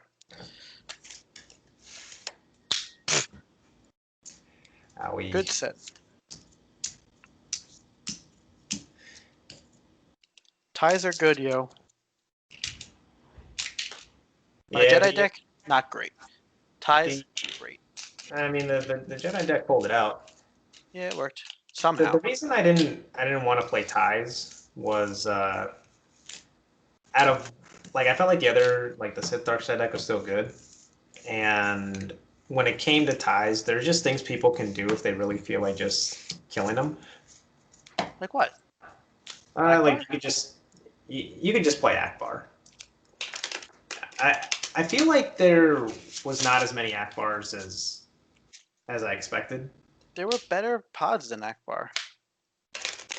Yeah, so I felt like he can just end some matchups, and then like the Swindles can end matchups. I beat Force Swindled. Yeah, Carlos 'Cause- did on one of those games pretty bad. Yeah, but my deck has plenty of 3s and 4s, actually. I think I played Yeah. Merrick Steel on foot. What hosed him in like one of the games? It was game 3. He just really botched his infiltration plays. Hmm I think he So infiltrated a CCO for no effect. yeah, so like in that game, I remember his opening turn was like he had he had the Winter Chud, he Mhm. had the what's it called, the Jan Chud, and then he had a dollar, which we later find out is infiltration plus CCO, and then you had one blocker. I think it was So Merrick. Was it Merrick Steel? It was a 3. no, your one blocker was like I Or think it was was it? like spell on like a tie advance or something like that. Okay, was that this game because he didn't have Yeah. the And right? so the way that that turn plays out, any version of him attacking leads to that tie advance getting overlocked. Hmm You know, like there's almost no way to attack where the tie advance doesn't get buried with tactics in some way. Oh, but I did And this. I handed the Emperor at him, I think, but I no, definitely you had handed the Emperor on like a subsequent turn I because did your opening this. turn you didn't have money. So I like so what he did was he had that and just didn't attack at all. hmm. So then the next turn you refresh all your money, and then when he does attack, you hand him. And then I did this. This was the funniest thing. Yeah, I do remember that. Like you stayed on target, you pitched your own fell to get the extra gun, and that killed his guy. Hmm But like he used the infiltration for defense when it should have been for offense, because like the offensive play, even though none of his guys have blast, removes any blockers you're gonna have, plus gets at least 2 unopposed. If he doesn't outright kill you, right? Because he could still theoretically win edge. So hmm in that scenario, I'm like, what are you doing, man? Like you can just end this game right now, and then he just didn't do it, and then like he ended up losing that game by like 3 damage or something. So even with the misplay, he still was within striking distance. Honestly, MVP for me has been Defense Protocol. Like this whole pod, maybe not Death from Above, and I don't think the Tie Fighter. Like it's hard to like identify the Tie Fighter itself as like the star of a game, but man, that damage and that this card is so good. It helps you close games, like just having like little derps with blast. That's Like, actually been the biggest benefit of Grio's pod for me, has been mhm. just that like there's 3 bodies that cost 2 that have a bomb, and in a deck that's starving for blast, that's pretty useful.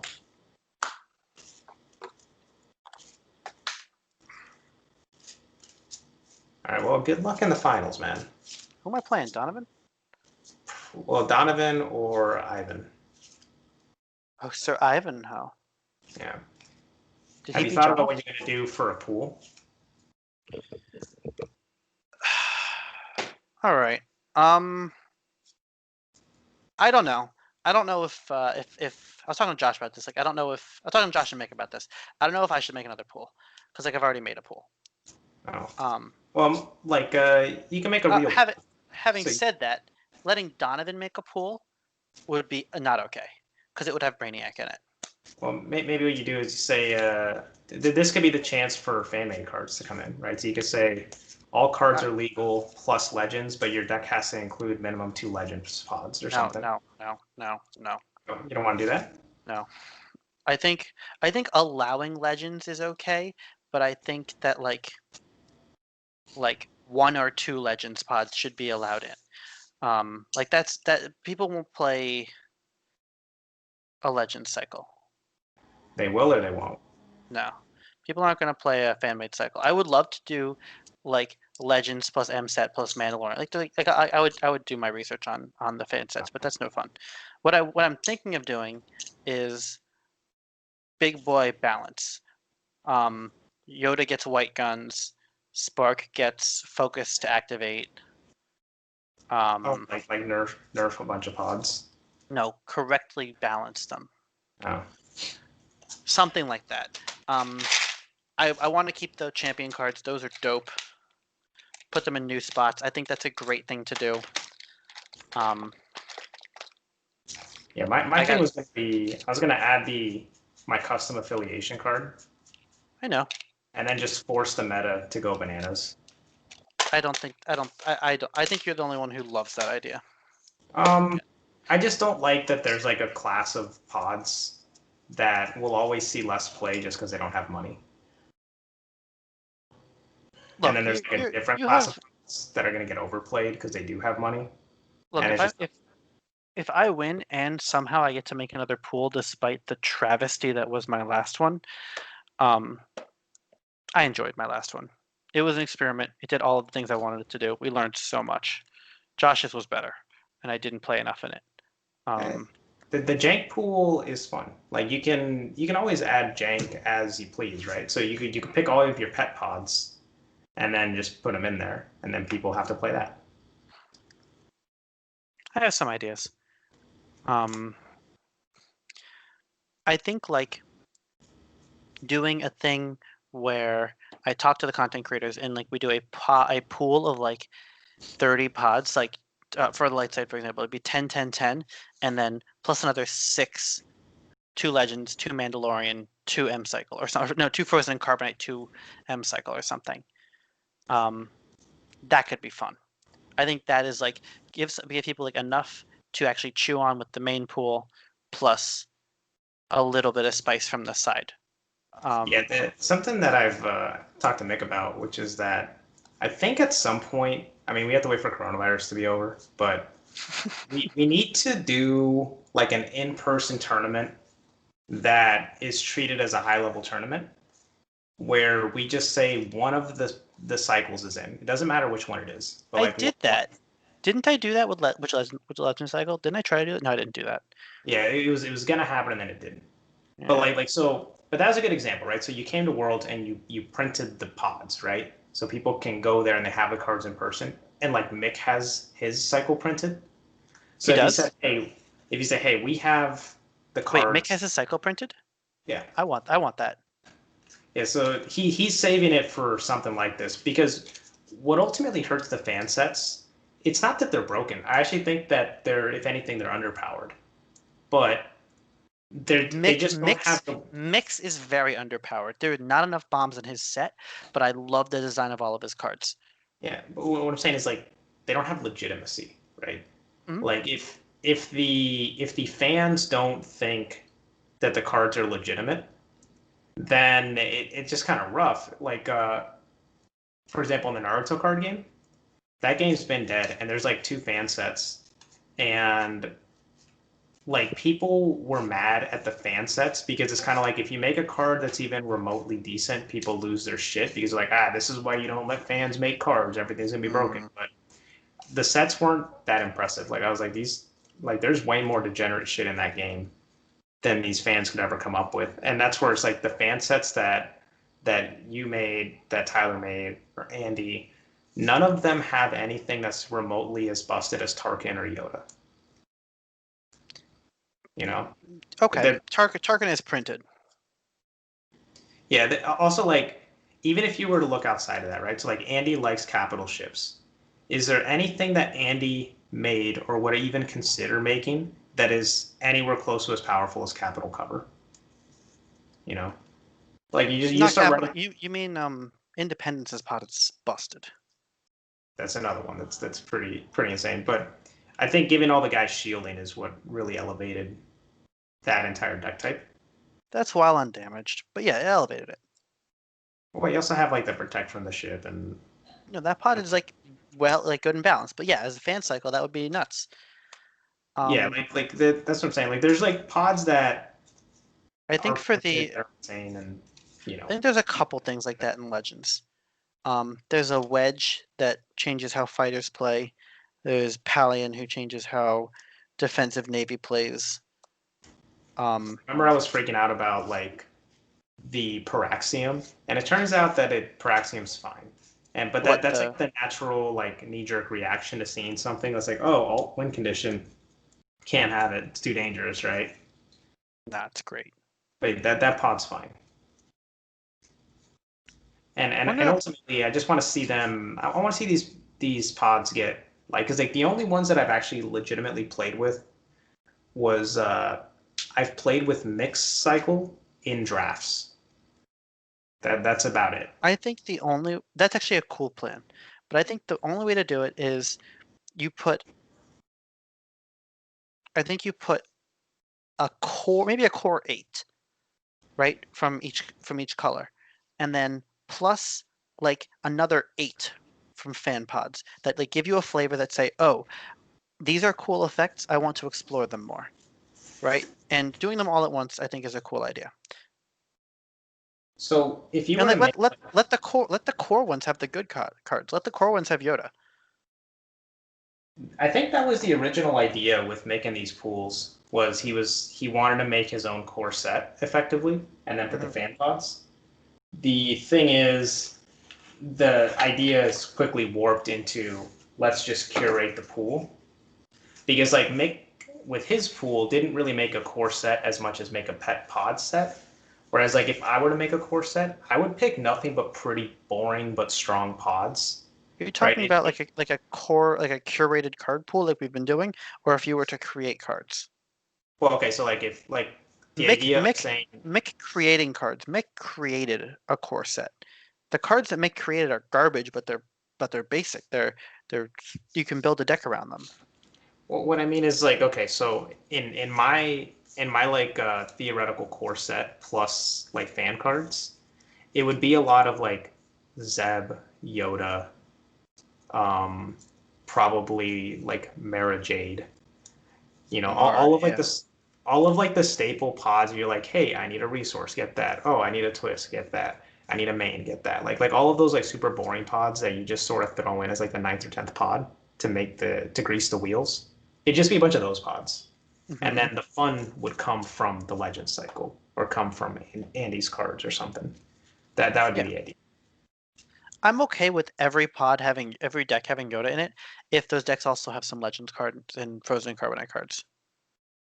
Yeah, I've mostly given up on the idea of getting rid of Yoda.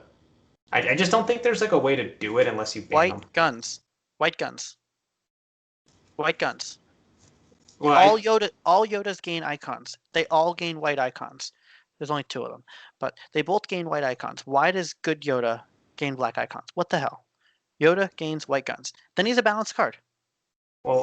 I think where the breaking point happened with Yoda is when you have people showing up to Worlds with Rebel affiliation 8-2 the wrong way, playing Yoda in a deck that's all vehicles.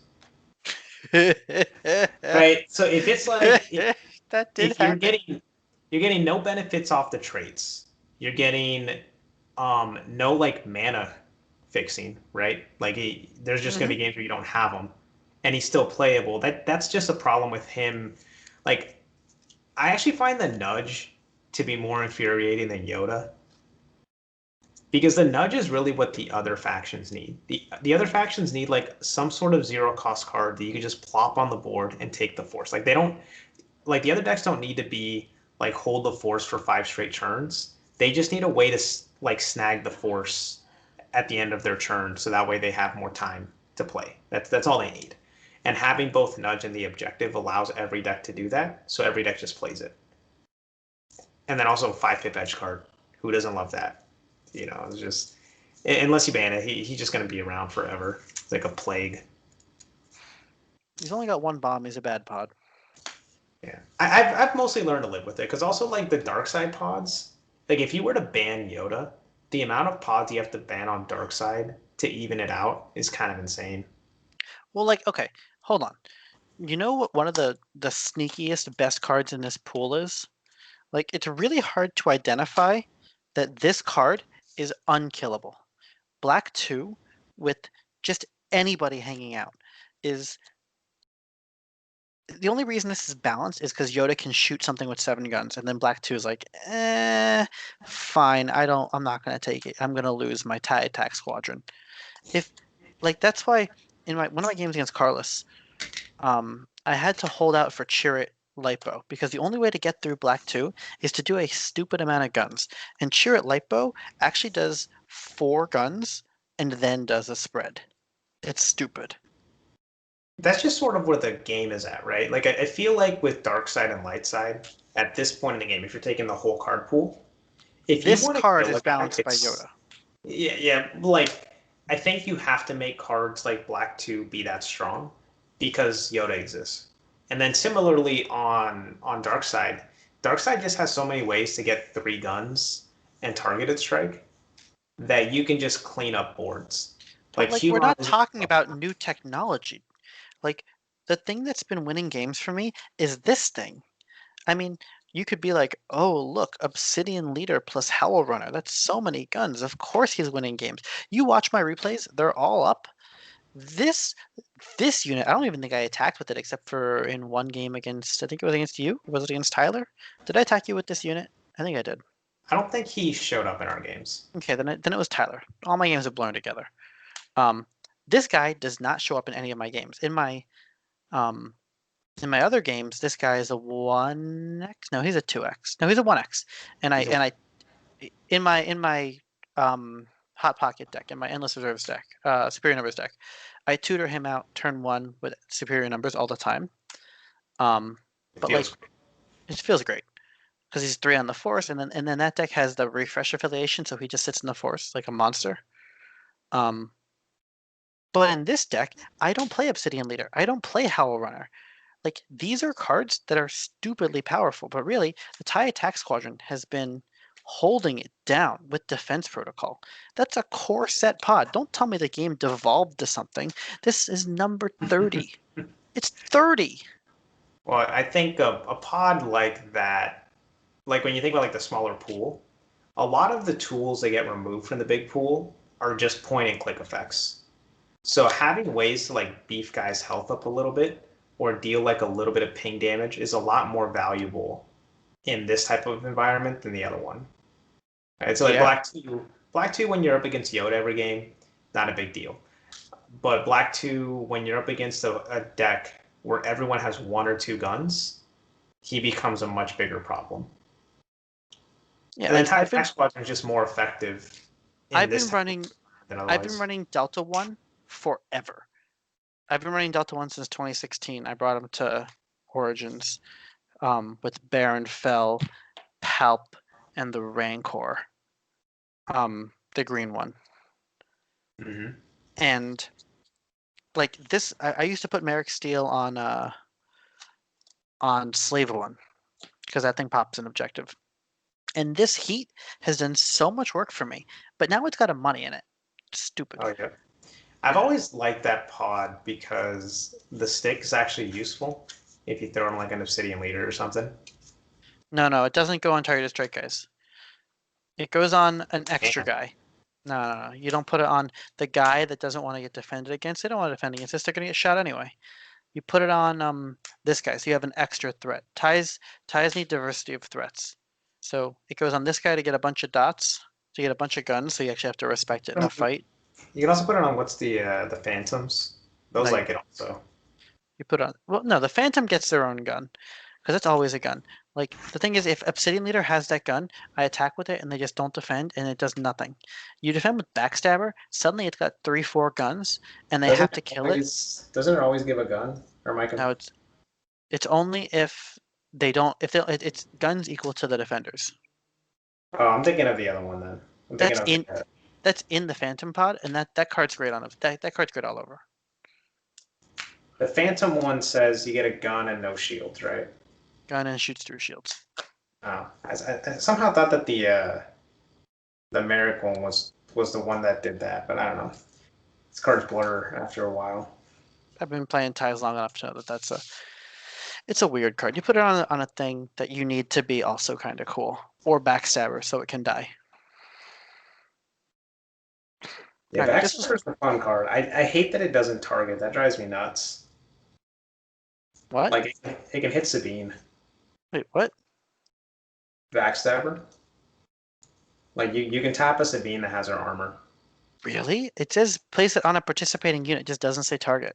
It doesn't say target. Like that card I fucked up. That's just a typo. Yeah, but the ruling is that it hits. I played that wrong against Tyler then. I was holding a Backstabber and a Hand of the Emperor, and I'm floating a 2-money objective, right? So I'm playing Tyler, and I'm like, okay, dial's at 4. This is more efficient right now. I play this. I get counter stroked. Oof. And I'm looking at my hand. I'm like,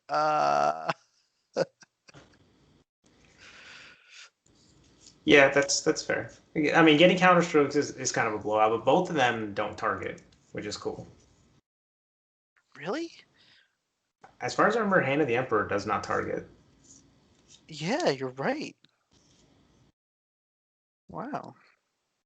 I wish that more games would just not use the word targeting or like untargetable. Like they should just make immunity, right? So like the way that Sabine's armor should work is it should say this card is not affected by your opponent's events. Have you ever seen text on Yu-Gi-Oh cards? Like besides them being just a million words long and tiny, that's what they started to print. They just have protection from your doesn't like your opponent's cards don't do anything. It's this card protection from opponent's cards. They just say that, Which is better than saying untargetable. Because like when you make cards like untargetable, there's certain cards that do things that look like targeting, but then they're not targeting. And then you're like, what the hell's going on? Like it's just unintuitive.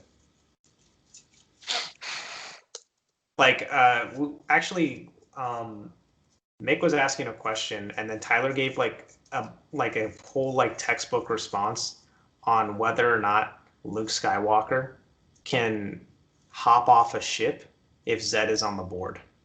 Say again? Okay, so here was a rules question. Luke Skywalker, the brown one in your deck. He's on a ship. Ship blows up. He goes into play.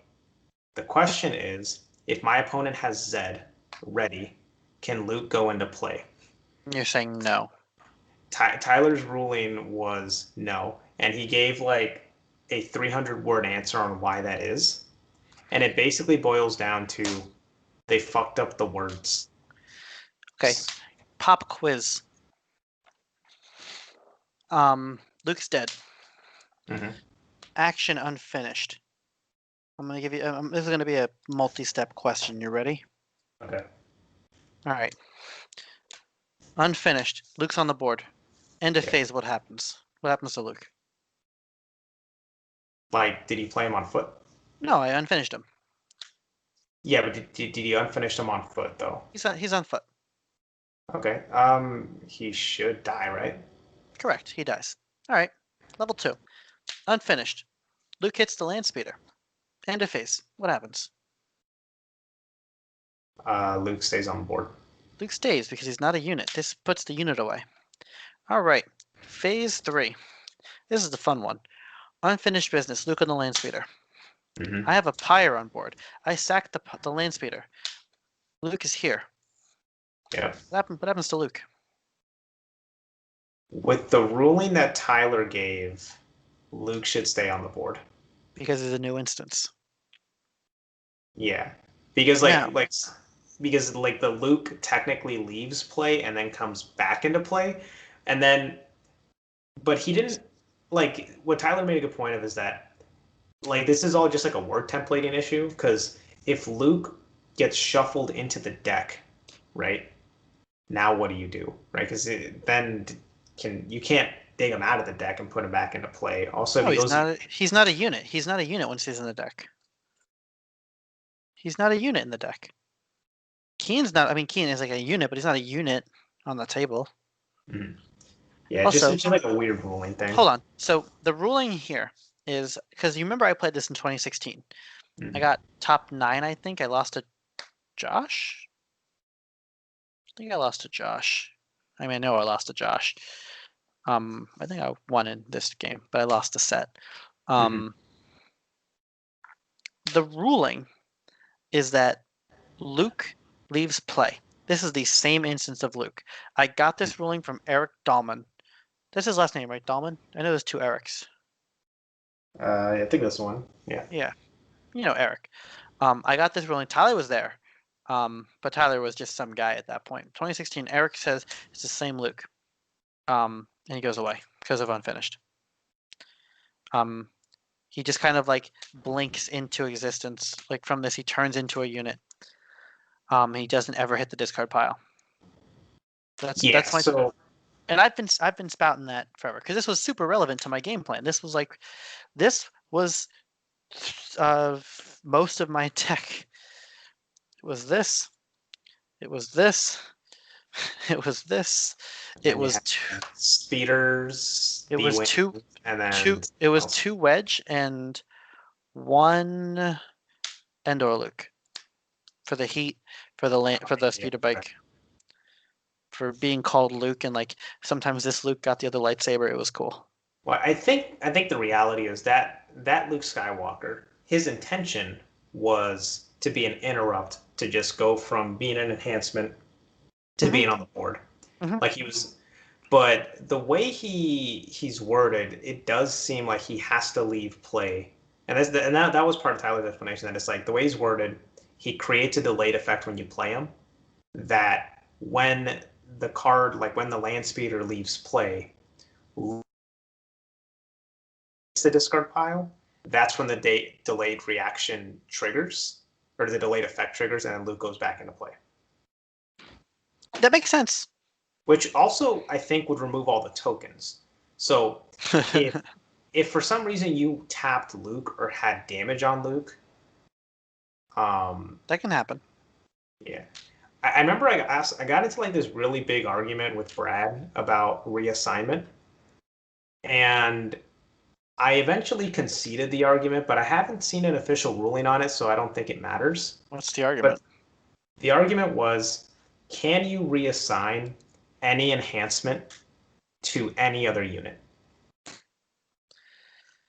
Move an enhancement on a unit to another eligible unit controlled by the same player. Eligible. Yeah, so the debate we were having was about the word eligible. Because the Okay. thing is, once the ruling got made that you don't need to have a constant check for like eligibility, The Tarkin fix. yeah, well, once that's gone, any card is eligible to be attached to any other card. Like there's like R2D2 just attaches cards to himself. You have what's his Ew. face? Piet, who just attaches fate cards to himself. Ew. Profundity attaches units to itself, right? Like basically like what it takes to be quote unquote eligible doesn't exist in the game. And it honestly never has. There's things that will put something into play, right? So there's certain card effects that will say you are allowed to put this card onto this other card, and oftentimes that comes on the card, right? Like the pilot keyword tells you you're allowed to put a card on another card. But ultimately, as far as being eligible, there's nothing in the rules that says that certain cards aren't ever not eligible. So you should be able to theoretically say, I'm going to move this trust your feelings onto home one. And then that should actually be fine. and you can But move then, like but then once it's there, sure, it moves over, but then it falls off because it's not attached to a friendly character unit. well, I mean, let me see here. I think in that case it still stays because No, like the attached, like saying attached to whoever, that's a requirement to put it into play. But the mm-mm. constant check's gone, right? The Tarkin ruling went away. No, So like you never check to see if it's no, no, still a no. It's not character. that. No, because it's not a blank. It's like Tarkin makes it blank. Tarkin says you don't check when it's not there. There is like the R2D2 thing. We might have a conversation, but trust your feelings says put me on a character. Pilots say put me on a vehicle. Maybe I can give you the option that they're allowed to move over. That's a Yeah, real stretch, but that once they're that that's there, what. they check and they're not. I have a better ruling. Um, the Lord of the Dark Side, Evil Palp. If I Mhm. put a Jedi lightsaber, it says attached to a friendly character or a Mhm. friendly force, whatever. If you steal that unit, the lightsaber is no longer eligibly attached. It's not correctly attached. It falls off. 100%. So that's where the debate was. Like basically, like if you reassign cards to characters that don't seem like they're eligible, but it's like, what's the definition of eligible, right? Like eligible is not a well-defined term in the game.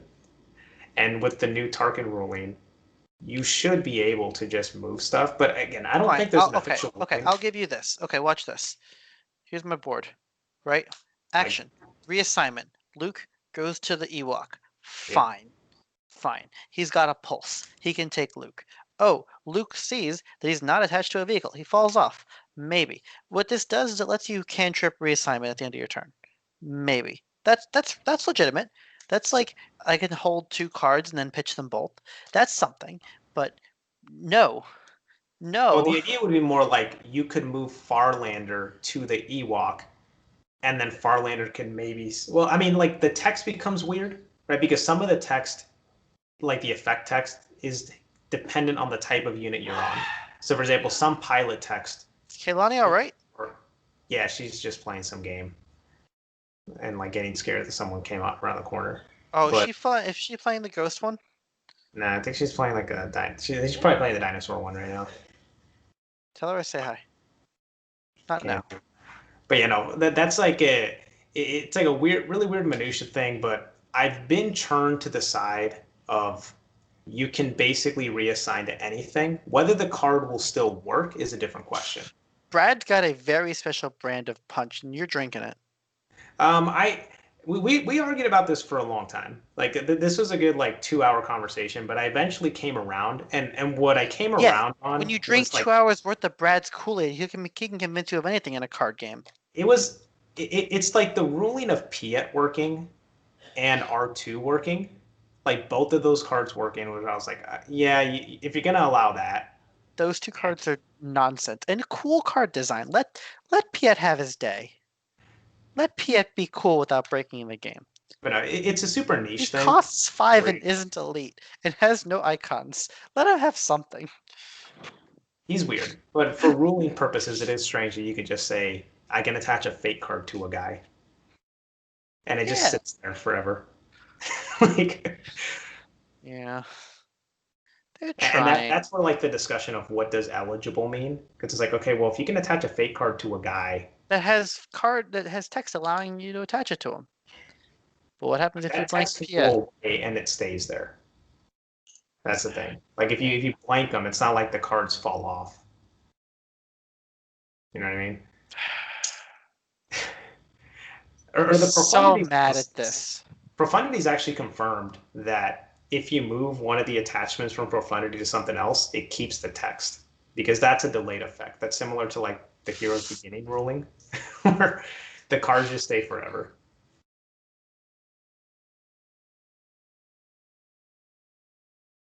But yeah, we play a wacky game.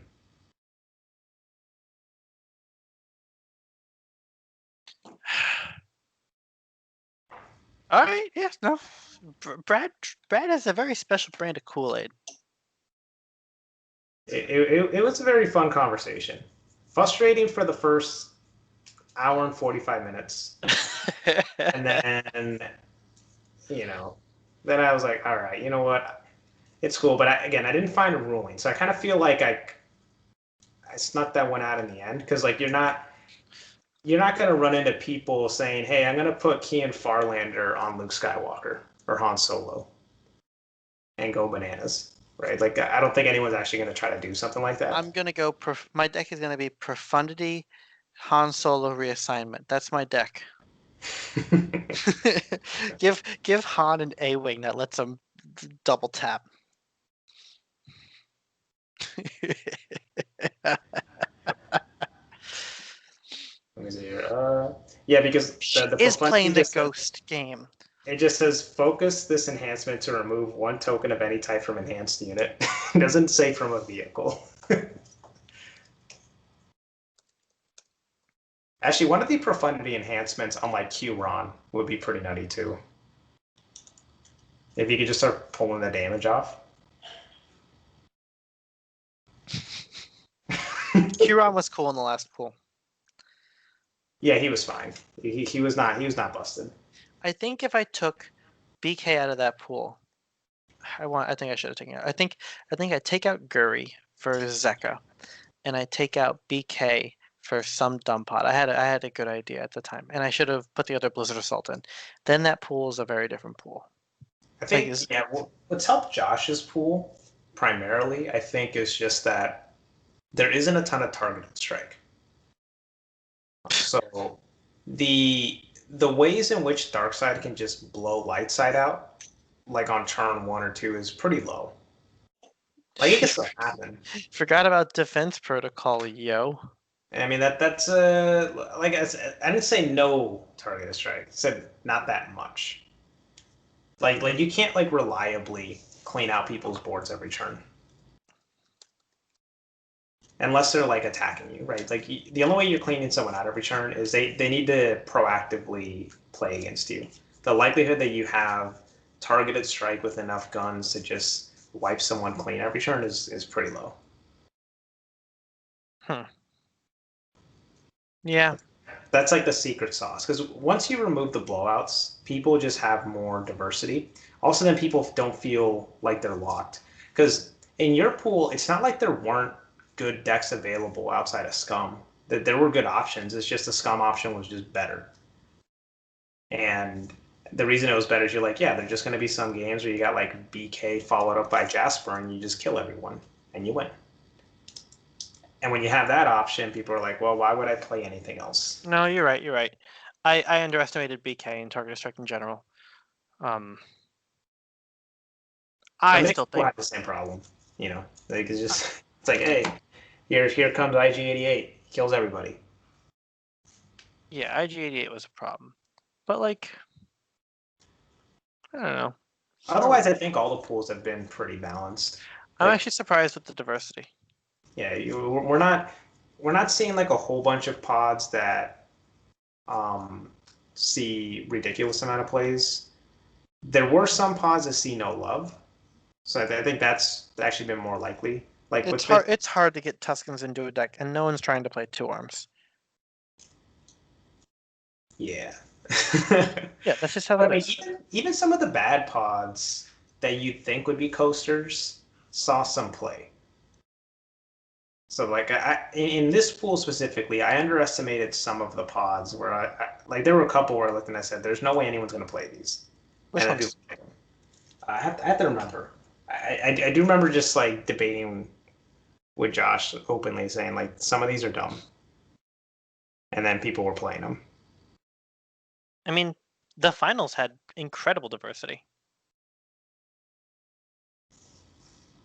Let's see here. I'm pulling up the thing. No, honestly, I built this Jedi deck, and then I just kind of spaced out on Star Wars for a little bit, and then apparently I was in the finals in the cut, and I'm like, well, shit, I guess I'm playing this deck. I made other decks, like I made a Mirex deck, but I didn't have any faith in any of them. Smuggler's Gambit. I think Smuggler Gambit was a Josh pod. He wanted that. I thought Rebel was garbage, but people were all over the Rebels. I thought JNR's was bad, but I'm wrong. I'm just wrong. Yeah, I like Janors. I think that with the pools, each pool I've played less and less just because, you know, more things in life become available. Yeah. But Well, really, you know, the first two maybe months of maybe quarantine, that's where it's money time to play Star Wars. I hadn't played that Star Wars in like 5 years. it was incredible. This the first tournament, like the Mick, like we got 30 people or something, like 20 something people. This whole Yeah, thing, like this Star Wars thing, has been fantastic. And hey, maybe we'll go back into lockdown and we'll play more Star Wars. Minnesota, it's already happening. I know. And somehow I actually think I might be done with L5R because Really? well, here's the thing. I haven't played since last Worlds, and it's kind of like if you're not playing during the quarantine, when are you ever gonna play? I have, you know what? I haven't played. Let's talk. You know what? Let's for anyone watching the late night long talk, uh, CoDameron and Kiramode chat. Where are we on KeyForge? I like. There was a thing, and there was like a 30%. Maybe it was like a 30% off FFG sale, and I had extra money from being in quarantine. I'm like, oh, maybe I can buy a box of KeyForge. And but oh, wait a second. If I buy a box of this, then I've got to play KeyForge, and like I'm gonna have these decks that I'm not super good. They're like gonna be okay. I got a box now. I have a dozen decks that I have to put somewhere. Still can't get rid of my old decks. I've only ever played the BD Cube like once, maybe twice. I think I did it once. No, I did another. Well, as we know, I was much more optimistic about our chances for Worlds than you were. Oh, Um, right. We got the Italian deck. I bought the Italian deck and it showed up like a week before COVID. yeah, and then like we had all the decks ready to go. And look, if let's say we do good at Keyforge Worlds back in May, I don't know how much we're playing of it, but I think we're definitely still involved. Like for example, like if Worlds was supposed to be for L5R like 2 weeks ago. Oh, So if let's say pandemic ends in like June or something, real talk. I would have you come know, again. I would have played again. I would have gotten the swag, and then you, me, and Brad would have gone to that bar again. That was a it great trip. just yeah, it's like the tournaments become kind of like the fuel to keep interest in the game because a lot of it too is like you make friends playing these games. So now like one of the questions is like, hey Josh, what are you gonna play after this? Because if like let's say L5R gets canceled or something, or like Keyforge gets canceled, we gotta play something, right? Otherwise, I'm not gonna see you fools. So, you know, like Real talk though. that's where it's just gonna be. Like, I kind of feel like if we fast forward like a year from now, I don't know what the game is, but I sort of feel like enough of the Star Wars collective will migrate to something. Like there'll be like 3 people playing, and then you'll be like, oh, I know those 3 people. I'll play that game. Yeah, if you, Josh, and Brad and Mick or Ethan or Andy, whoever it is, I don't care.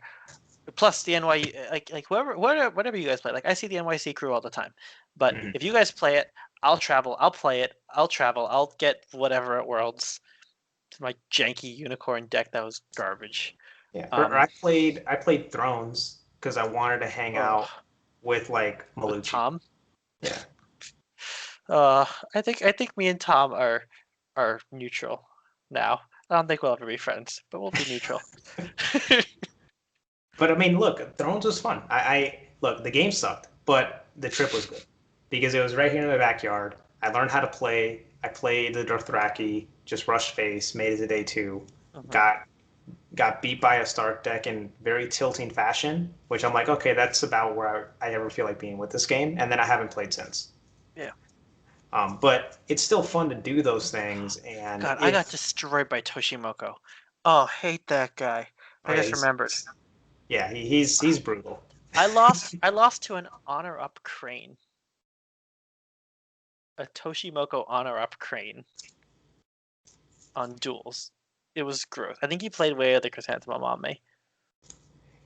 Oh, I'm anyway. actually kind of like low key supporting some of Tyler's card design because like some of the design that he's been having recently are pretty insane. But on the other hand, the game that he inherited was insane. So fuck it, just push the envelope. Like we're Did we're he, well past the point of fixing it. it's too bad he couldn't make Battle Box because COVID happened.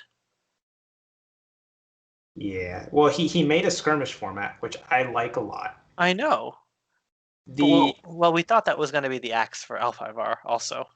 Yeah, which it might still come. I think the sad thing that I noticed with the skirmish format is it painted a very clear reality, which is that if you take a fan base of something and you say, "Hey, I'm making a better version of the thing you love." If the better version of the thing you love is different, or God forbid, has less things, you're just not ever going to see it for what it is. You're going to see it for what it's not. You were way too vague in that. Okay, what I'm saying is, okay, so L5R has problems, right? I Hmm. don't think anyone that plays L5R would disagree with that. So if you come in and you say, hey, here's what I'm going to do. We're going to remove provinces because they suck. Like they add so much RNG to the game. The game will just be better if we remove this. That Okay. should theoretically be a good pitch, right? Everyone that plays L5R should be behind that. But the reality is, if you make that the knee-jerk reaction from everyone that plays L5R is, oh my gosh, you're removing something from the game. How could you? How could you ruin my game? Hmm. And so a lot of what skirmish format is just Tyler cutting the fat from the game. But the response was pretty negative from what I saw.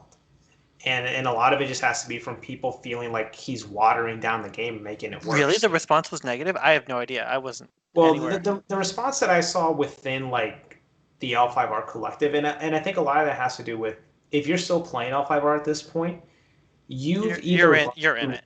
yeah, you've accepted all the flaws, or worse, you don't see the flaws as flaws.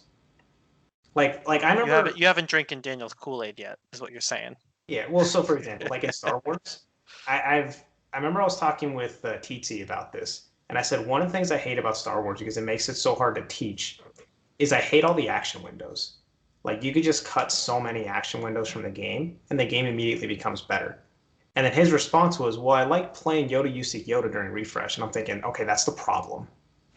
like, like I've identified a problem, which is that like the refresh action window, the force phase action window, the draw phase action window, just cut all of them. The game's just better.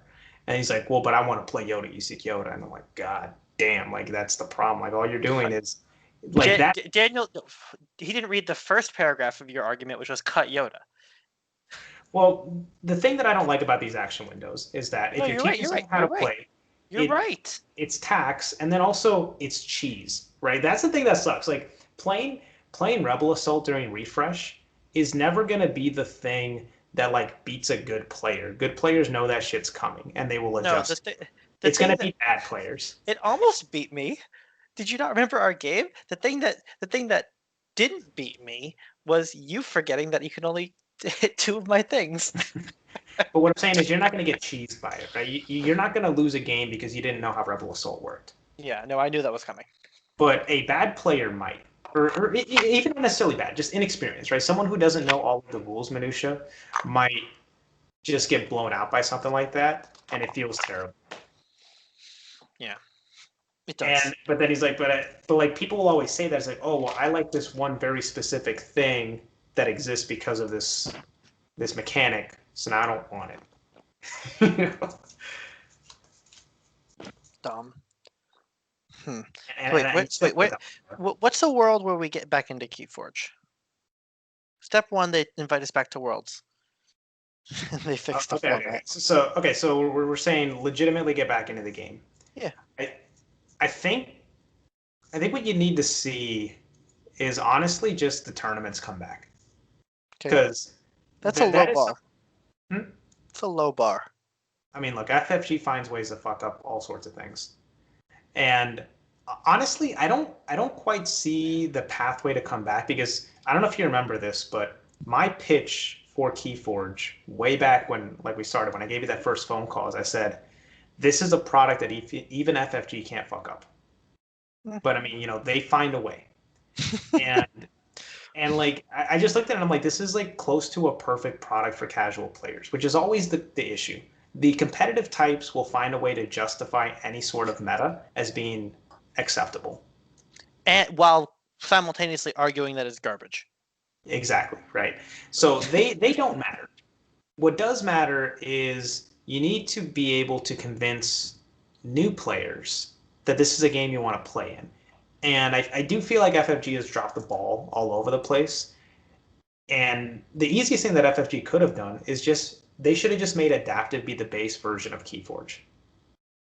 Yeah. If Adaptive is your base version of the game, all of the cries over pay to win, all of the cries over certain specific cards being broken, that dies. Also, what's cool is it involves a whole new meta, like a whole new card game's worth of a meta. Yeah. Like it makes so many more strategies like interesting. Like instead of I brought a Brobnar deck to some tournament because Brobnar is bad. Look at me doing this crazy thing. Grump Buggy. No, like look at this interesting deck that only I know how to play that I bring to a thing. Look at me bidding 6 chains on something. That is like a cool thing to add to a game. Colby, I just remembered of something that tilted me when I brought it up to someone. So I brought this up to Eric from SAS with Mhm. Keyforge. I And don't I think said, he's okay, SAS anymore. I think that ship is long sailed. oh, Whatever. well, I know the guy. this is back when they were still affiliated. So I said, hey, I have a version of Keyforge that's just better.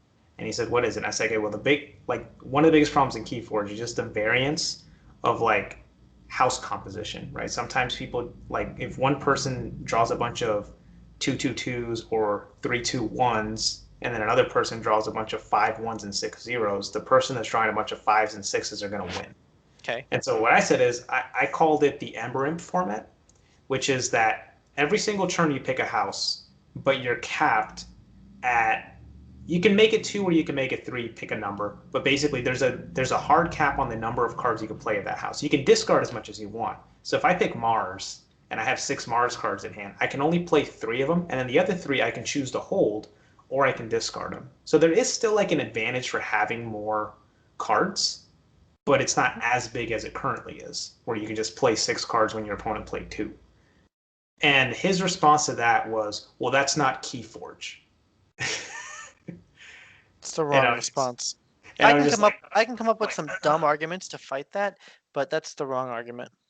yeah, exactly. You got to nail it on the head. Where there is a way to say that what I'm arguing for is not good for the game, but like saying that it's bad because it's different, that's the wrong way to think about it. But that's how people are when it comes to their hobbies. If it's different, I don't like it.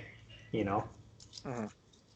That's why people don't like fan made sets, right? Like they're like, oh, that's not official.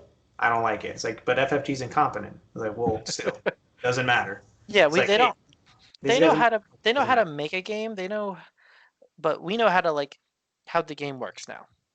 Like, thanks FFG, we got it from here. Yeah, they can make a game. They can't support a game, Mhm. which Oh makes God. it so frustrating.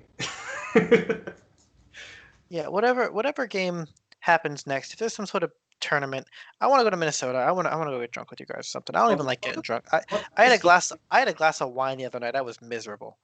I don't like getting drunk, but I want to go out with you guys. Hey, look up this game called The Vampire. That seems to be the one Josh was talking about this. that some people aren't. Look, I don't know much about the game. I just know if all these bums are gonna play, I'll play it. Vampire: The Eternal Struggle. I guess it's on Kickstarter. Previously Jihad. Yeah, Masquerade. I Oh don't know much about it. I'm just no, I thinking, remember like, this. if the people are there for it, I'll be there for it. I remember looking at this card game and watching the Kickstarter video and thinking it was some basic shit. I was not excited. I'm like, watch this. I'm like, wait, I don't even get any cool stuff. Um, yeah, I was not excited for this game.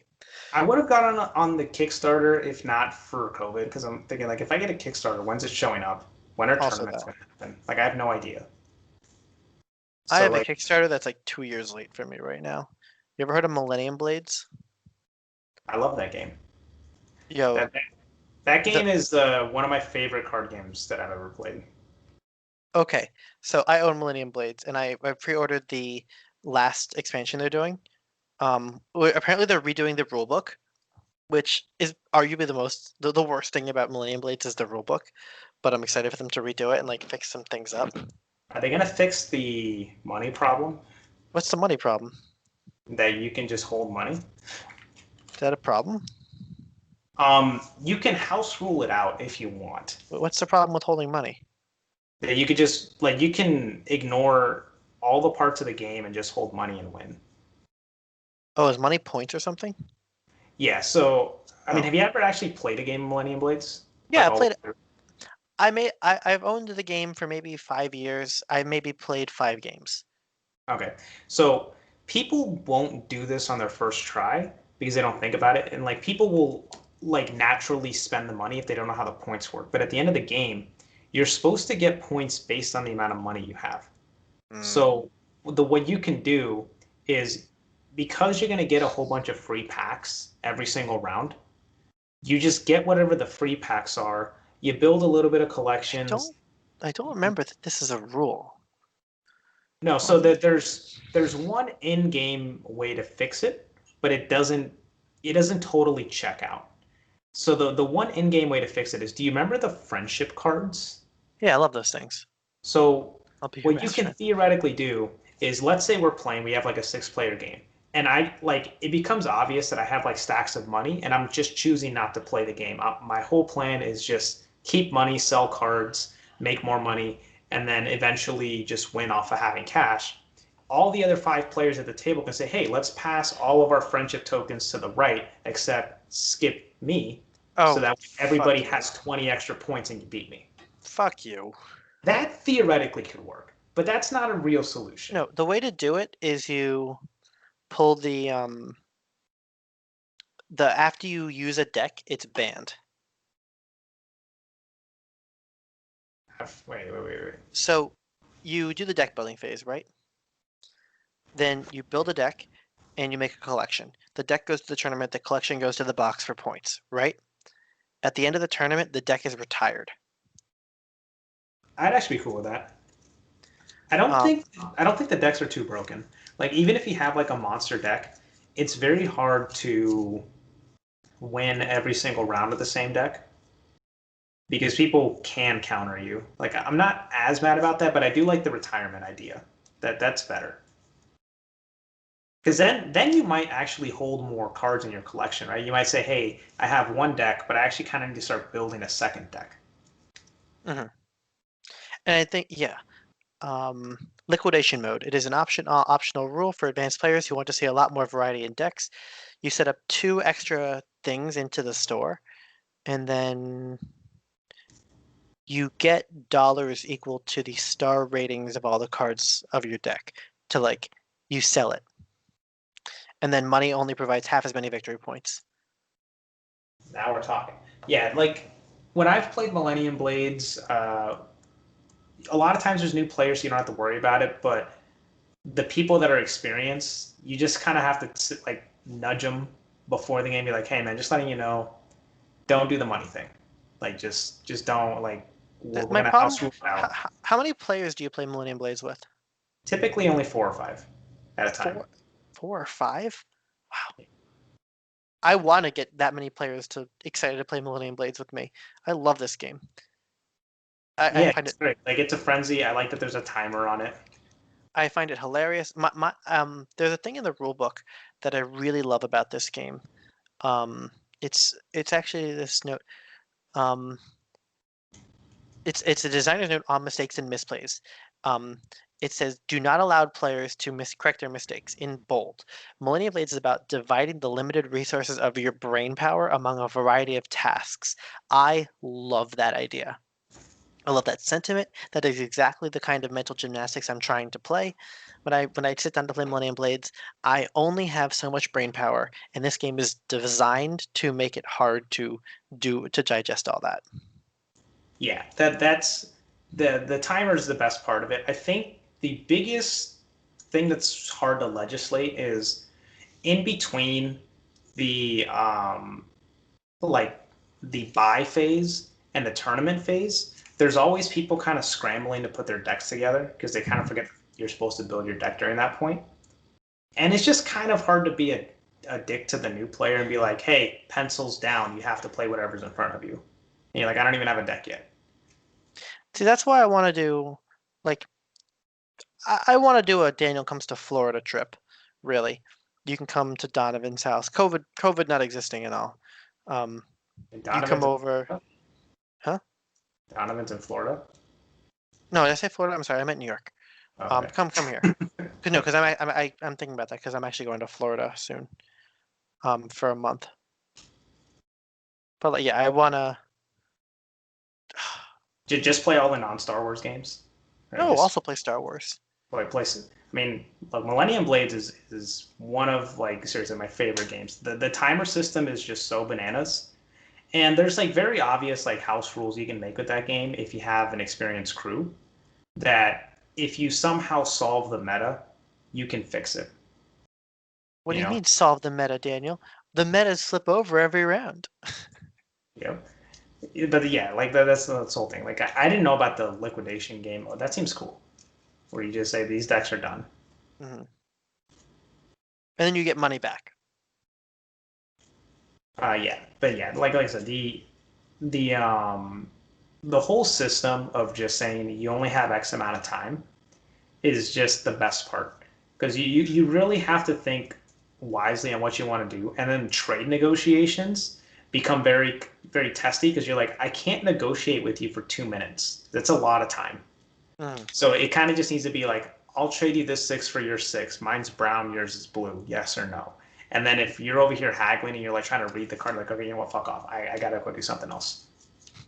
I just love how the money in this game is wads of money. That's one of my favorite parts. How Oh you're yeah, just you gotta feel the cash. and you just launch it into the box, just like Yep. 1, 2, 3, 8, and you buy the pack, you rip it open, you throw away the commons, you take the rare. That's the most accurate part. That's the That you don't most accurate part. like sometimes you pull a pack and you're like, I got nothing. Like sometimes you look at it and you're like, I literally this card does nothing. And the power I also don't mind No. That's the the no. That's the flavor of this game. Whenever you buy a card, you're buying a pack and throwing out the commons. yeah, and sometimes even the rare is not good. Sometimes the rare stuff. I know. Other times the rare is just absurd. Oh, this game is so good. I've been playing weekly games with Xavier, Donovan, and James. Mm-hmm. Our new rule is so we play every Monday, and our new rule is that the loser picks next week's game. So there's this weird jockeying for first and for last. Oh, just to try to angle. Like if you know you're dead. If you know you're dead, you might as well try to get the least amount of points. Yeah. No one wants to lose, but like, hey, I can pick next week's game. It's the mini game. The game within the game. And we've been playing some cool games. We played Marco Polo last week, the Voyages of Marco Polo. And this week we're playing Marco Polo 2. Is that Kaylani? Yeah. Hi, Kaylani. Okay, she just ran away. But that is time for me though. All right. I do like the jockeying for last. That actually is pretty funny. Yeah, it's good. It's a very consistent. Hi, Kaylani. Yeah, we've been playing since like April or May, and I've been keeping track of all the scores too, which is just kind of fun on the side. That's good. Well, I will catch you later, and then good luck in the finals, man. Thanks, man. Peace. Come What on. finals? Bye. Later.